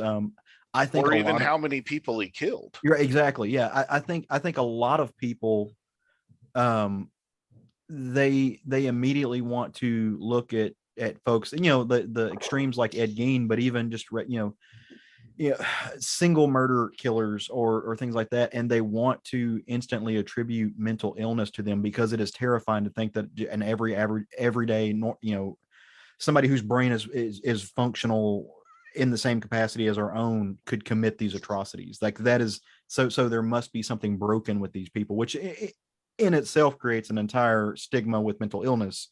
That's why, yeah. And in this book, and that point you just made, and the point I was making earlier, in that, that is why I always make the point: the Joker is not insane, right? Yeah. And that is why he is so. That is why the Joker is truly scary, because he's not insane, right? Yeah, and so that's why, part of me wants to read this book because, like you said, there are legal aspects, and really anytime you get into stuff about civil commitment, that is an area of the law that my interest is piqued, because it's civil commitment. You can have a doctor put somebody in a psychiatric ward for an unlimited amount of time based on that doctor's opinion, versus anything else you have to have them convicted, and there's a limit to the prison sentence and all that fun stuff. But stuff like that I am curious about, but it's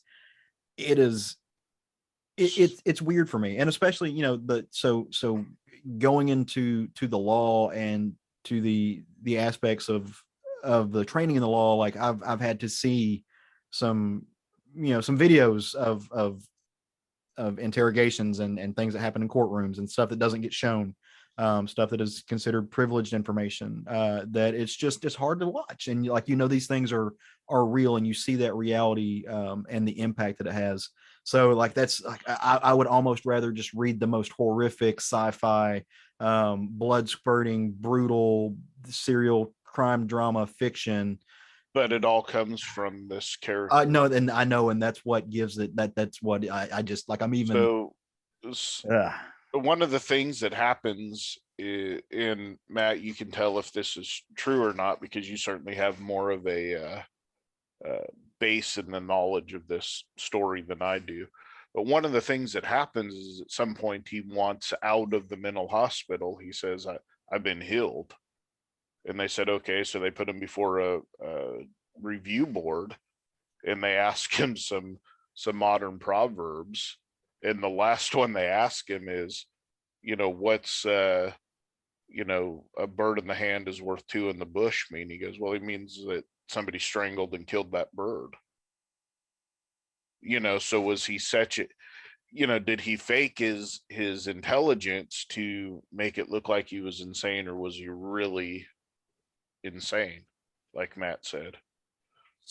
Yeah. And there was, again, that point right there. And that's true. Yeah, he did at one point. This was in the, because there's footage of that. You can actually see the footage of that where he makes his trip to the courthouse to petition for his release. Yeah. And the judge that oversaw that basically just told him, just come right out and said, you don't understand what the world is like, and releasing you to the world would be against your your best interest Yeah. in your health. I mean, he had been, because I believe it was the late 70s, and he had been locked away since the 50s. Yeah. And it was blatantly obvious that he couldn't have interacted with the outside world. One thing that was really cool that the book pointed out, Matt, you touched on this a bit, but that was the fact that this brought horror home. In America, it was always some distance horror that came to America. It was supernatural. It was somebody. Well, it humanized it. I mean, all of a sudden, the boogeyman was the boogeyman in U.S. cinema. All of a sudden, that was a human being. It wasn't Dracula. It wasn't the Wolfman. It was, every slasher after Psycho. Yeah. All the slasher movies to that. Yeah. Yeah. It all sprang from this one story. I mean, and they don't even know how many people he actually killed. No, because he never gives them a straight answer. Yeah. He pretends he can't remember it, or he really couldn't remember it because he was schizophrenic. We don't know, but they have no idea how many people he actually killed. They just know what they found in this house of horrors, basically. I read a few years ago. I read the transcripts of his interview when he was first arrested.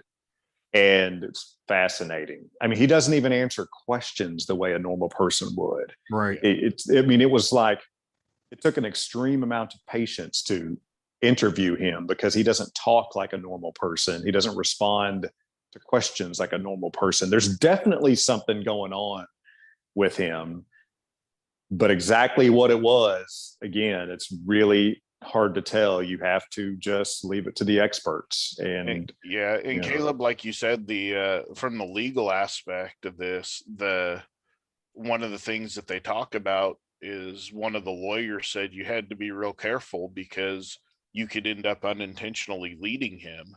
Yeah. Because of the way he responded to things. He would just answer with one or two words, so they would have to ask him questions that would be considered leading the witness.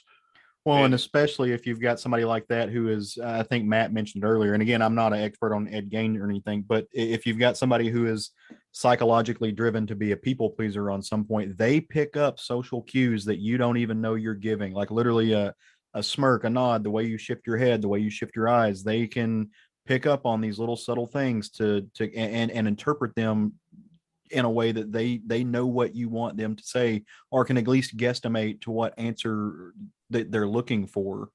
That's it. And it's, if you're ever on the other side of that, it is unsettling. I think the law part of you should read this book, Caleb. I probably will, because it's Eric Powell. So I know that there's horrific parts of this book, and you can't deny that. There's horrific parts of the story that you can't deny. Yeah. But well, on that note, absolutely intriguing. Well, and on that note, something that really surprised me, as gory and horrific as this story is, that stuff is not illustrated much at all in this story. Yeah. There are a lot of things that Eric Powell chose not to cartoon in this that I, going in, would assume that we couldn't have waited to do. Yeah. So it was the gore was definitely toned down for this story, no doubt about it. Yeah. So one more question on this, Matt, that I've been dying to ask you the whole time is, have you watched all of the Psycho movies? I assume you've seen the first one. Yeah, I watched the first one. Yeah. Okay, so there is one that was done, and I think it's part 4, that was done as a Showtime, made for Showtime movie. That is his. I know it's ridiculous. No, but listen, this thing is his. It's his backstory, and it's the best Psycho other than the first one. It's the only other one I would recommend to anybody, because it gives his backstory, which very much follows this book. If you ever get a chance to check it out, you should. The kid that played Elliot in E.T. plays a young Norman Bates. Well, the whole premise of the movie is that he has been released from the mental hospital, and his girlfriend is pregnant, but he doesn't want this psychosis to go on to be reborn in a new generation of Bates. So he calls a radio talk show and is telling them his entire story. In telling them he's going to have to kill his girlfriend because she's pregnant with his child. So you get his entire backstory, which tells you at the end of the movie, the Psycho, the original movie, it talks about how they found other bodies in the lake and so forth. It gives you all of that, and it gives his mom manipulating. It's very much like the first half of this book. Now it's been years since I've seen it. I don't know how the acting holds up, but I remember really, really enjoying this movie when it came out. So, and could you imagine if Hitchcock had made Psycho 15 years later, what we would have got? What do you mean? Just the story that he would have been able to tell in cinema 15 years later with the changes in the rating systems. Because when he made Psycho, there was no rating systems. You just had to follow their rules. And one of the things that happened was when he made Psycho, the shower scene, that scene got denied 5 times by the board that reviewed the movies. And they kept telling him to change it. And he would just send it in again without any changes. And finally they just accepted it. But yeah, he refused to change it. He just kept turning it in until they finally just were like, okay, that's good enough.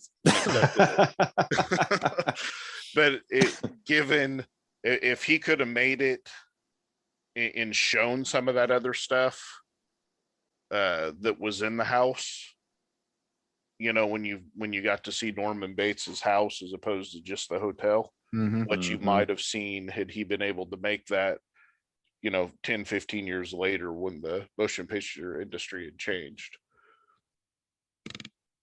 Yeah. Yeah, I didn't realize that. Yeah. Well, while we're on the topic, so do the two of you have a favorite Hitchcock film? Psycho. Yeah. Mine's The Birds. I cannot tell you how many times I've watched The Birds. I'll just sit down and watch it. It's cinematography because what it did for the motion picture industry and what it did for horror films, and I think as Matt's about to say, just the way it was filmed. Yeah, the cinematography was way ahead of its time. Yeah. Angles, camera angles, things of that nature.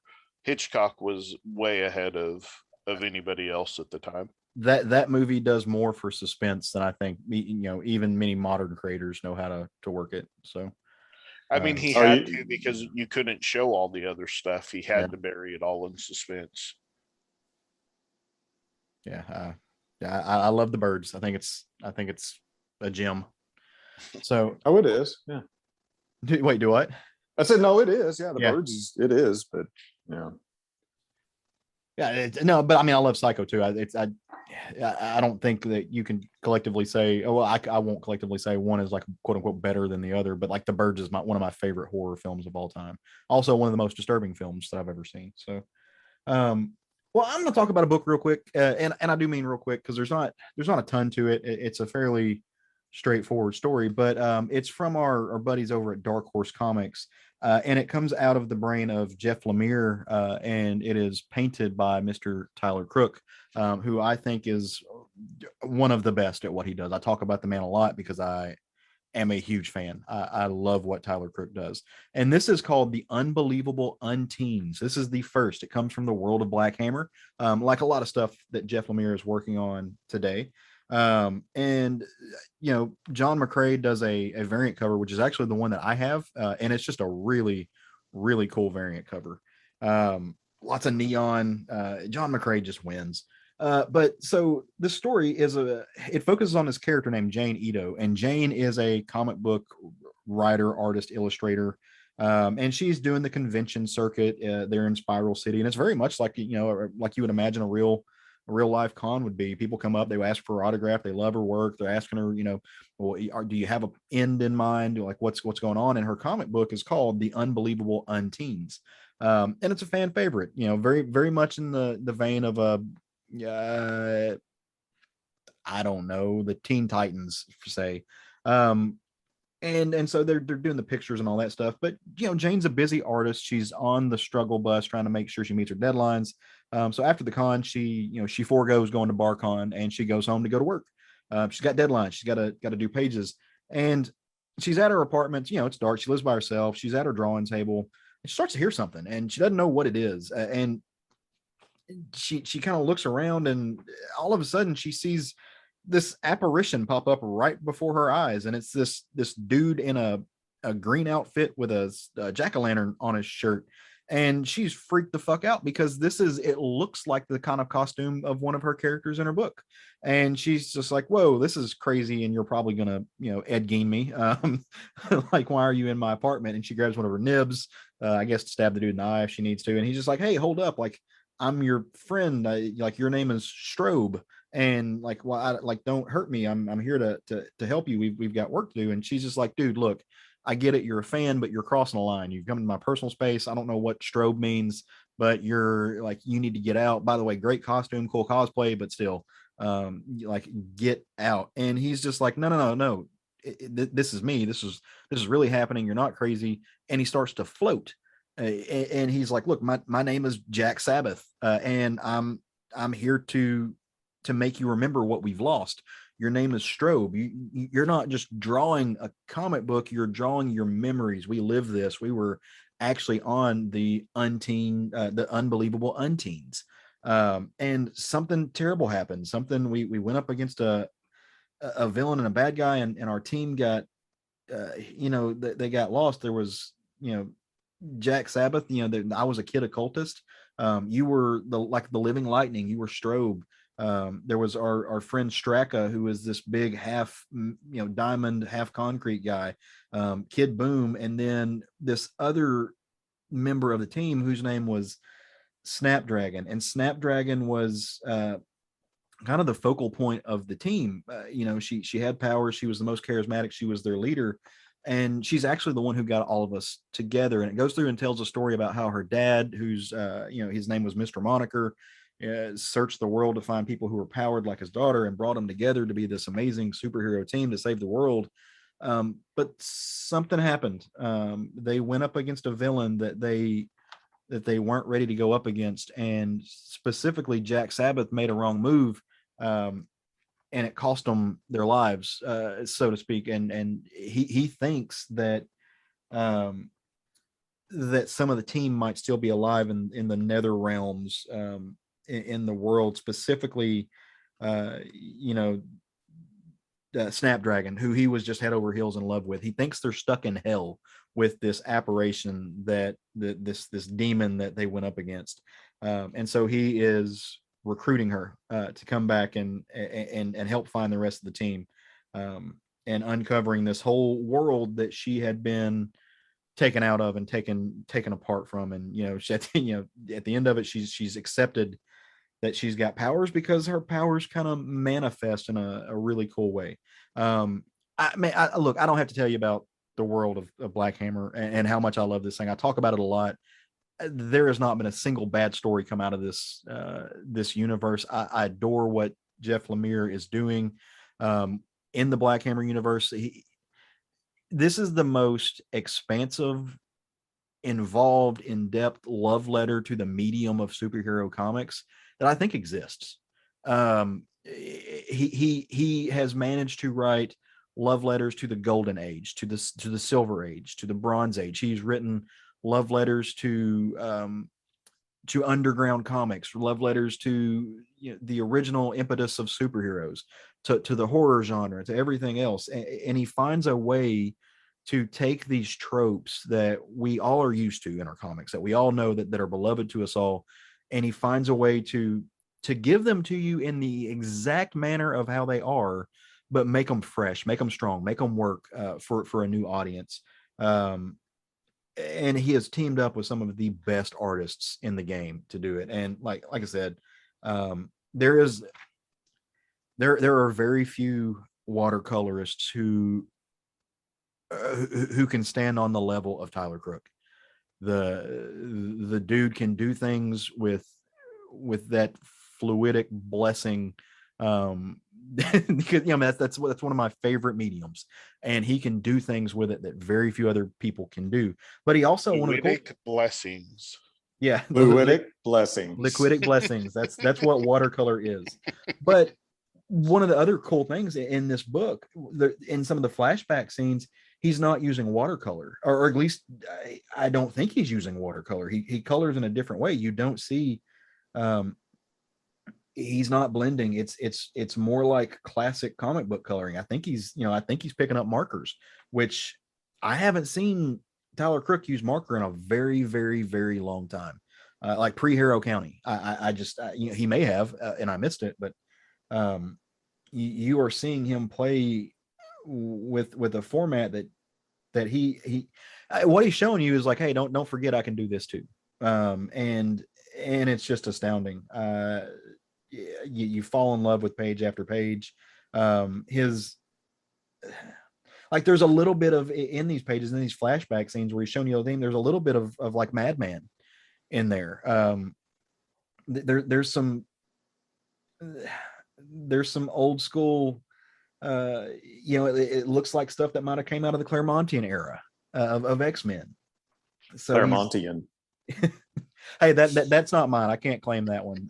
If you listen to Jay and Miles explain the X-Men, they do the voice of the angry Claremontian narrator. So so that I can't claim the fame. But liquidic blessings is totally mine. TM. Liquidic blessings.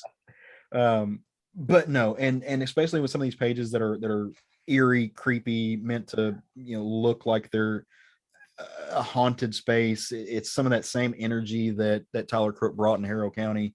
The man's just a master. I can't get enough of his work. So this is just yet again another chapter in what is, I can't imagine how they're going to actually collect the entire Black Hammer universe at some time, but they're gonna. I know it. I feel it in my heart, and it is one of the most fun, just beloved and beloving, like extending just light, the spotlight down on this medium and this genre of superhero comics that entices us as we were kids, and it, my nieces who are 13, it plays to their strengths, and it plays to the stuff that they love about comics. And me as a 30-year-old dude, it plays to the stuff that I fell in love with about comics in the 90s. And folks that are in their 50s and 60s can see the stuff that made them fall in love with comics in their youth. It is a series and a construction that it spans generations, and you don't see that a lot in comics these days. And that's why Lemire is a master, and that's why he gets Mastercraft artists to work with him. So go pick this up if you haven't yet, and pick up the other Black Hammer stuff, because there's not a bad book in the bunch. I've never seen anything like this. I fell off of the Black Hammer stuff just because there was so much of it. There is. It gets really overwhelming. But if they ever collect it in omnibus form, I will definitely be picking it up and reading it that way. You should. Like, to me, I'm prone to hyperbole, but I think a lot of us are. I think a lot of us are, like, we're always looking for that thing that's going to be, the thing that's going to be the next generation's Sandman, like they're going to look back on, or Alan Moore Swamp Thing, or don't you go there? Yeah, don't you go there. No, I'm not saying Okay. that. I'm not saying that this is that. I'm saying that this feels special, though. It is special. This feels but like I don't know something that. that. Yeah. This feels I like was going to something say, that is you going remind me of to- the kids saying that New Kids on the Block were going to be the next Beatles when they came out. No, I'm not gonna. I'm not gonna say that, but I think Jeff Lemire is a high watermark in sequential storytelling. I believe that. I think Jeff Lemire, for what he's done, is Jeff Lemire is a household name, both in comics and outside of comics. Yeah, because I people think watch that show with the kid with the antlers. Well, there's that, but I think even before that, I think he's done things that like people that don't read comics know what Underwater Welder is. Maybe not to the extent that they would because of something like Sweet Tooth, but I don't know, man. I think there's something special, not only about Jeff Lemire as a writer, but I think this, like the Black Hammer universe, is one of his greatest creations. And it might just be because I don't disagree. It just got overwhelming with the amount of content. Oh no, for sure, for sure. But that expansiveness to me is what makes it special. Yeah, I mean, I'm not saying that you're wrong at all. Yeah. Well, no, and I didn't take it that way. But something like just kind of in that same vein, it's like the X-Men universe that it stands right now. Like this is the brainchild in a lot of ways of what Hickman did, but there's just so much of it so fast that I don't think any of us are reading all the X books.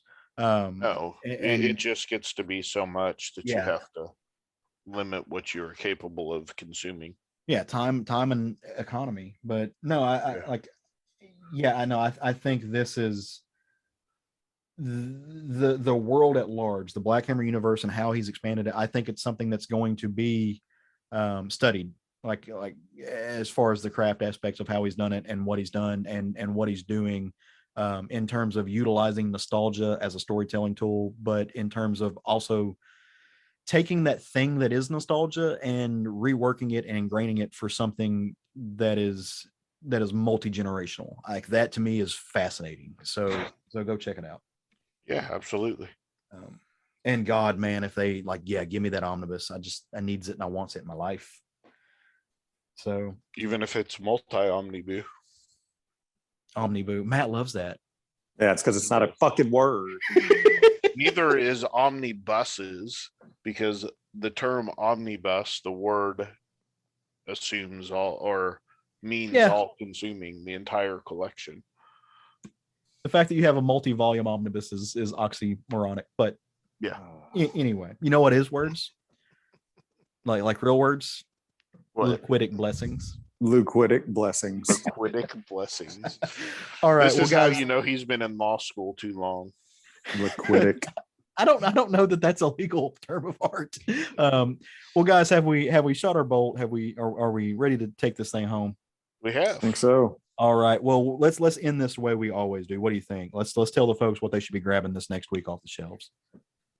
All right, I'll go first. You should get God of Tremors. It's a one shot by Aftershock Comics, Peter Milligan and Piotr. I don't know how you say it. Piotr. How do you say that? Not the way you did it. Yeah, exactly. I think it's Peter. I think it's Peter. Yeah. Kowalski. A 19th century Gothic horror of exorcism, demonic worship, and epilepsy. Do I even need to read the rest to you guys, or did I sell you already? I mean, kind of, but go ahead. When Aubrey has his first seizure, he's pulled out of school and hidden away in the remote, in his family's remote country estate. His father, a high-ranking English priest, tries to chase the devil out of Aubrey. So that's why you should pick that up. My dad tried that one time. Didn't work. Yeah. Did he try to? Yeah. All right, Matt, what do you grab? That's not a thing. Matt, what do you grabbing this next week? So I'm sorry, I definitely maybe had one up, too many shots. And I think everybody else should too, from Image Comics. This is Ascender. This is number 18. This is, of course, by Jeff Lemire and Dustin Nguyen. This is the final issue in this story. Yeah.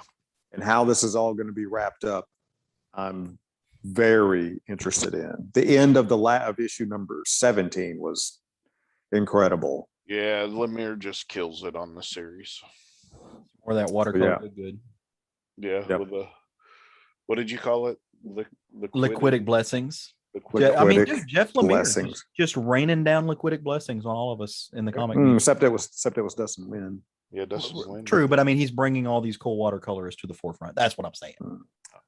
Yeah. Come on, and they are raining down the liquidic blessings.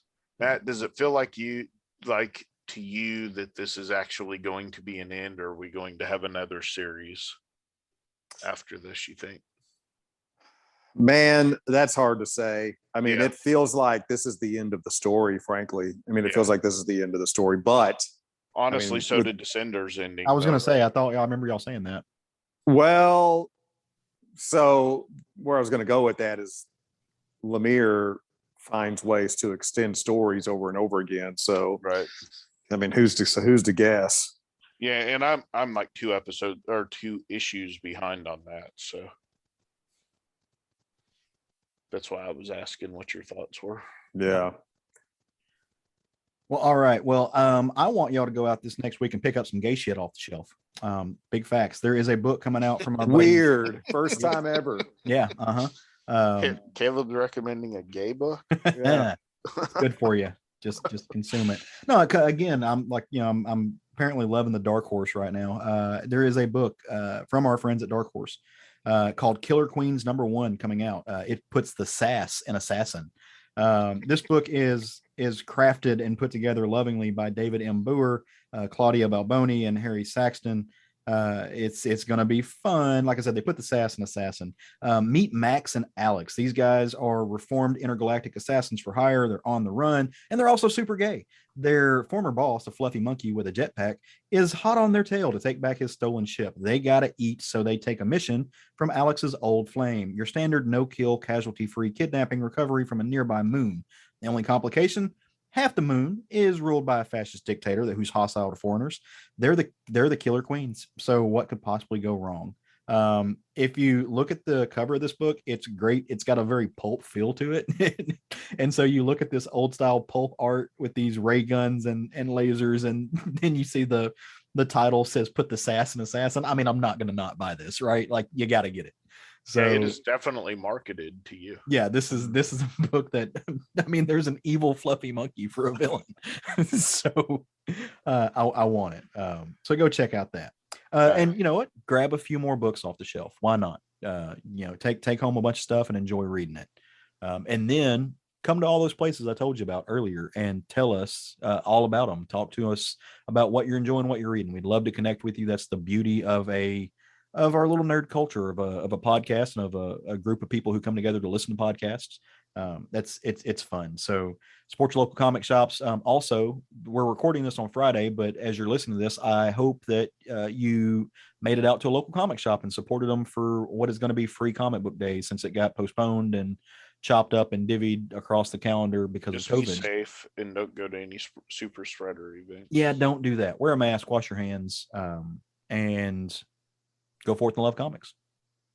And enjoy your liquidic blessings. Blessings upon you. Blessings upon you. That's the way we should end every show. We Blessings should. upon you. I'm going to Blessings upon you. rain down some liquidic blessings later.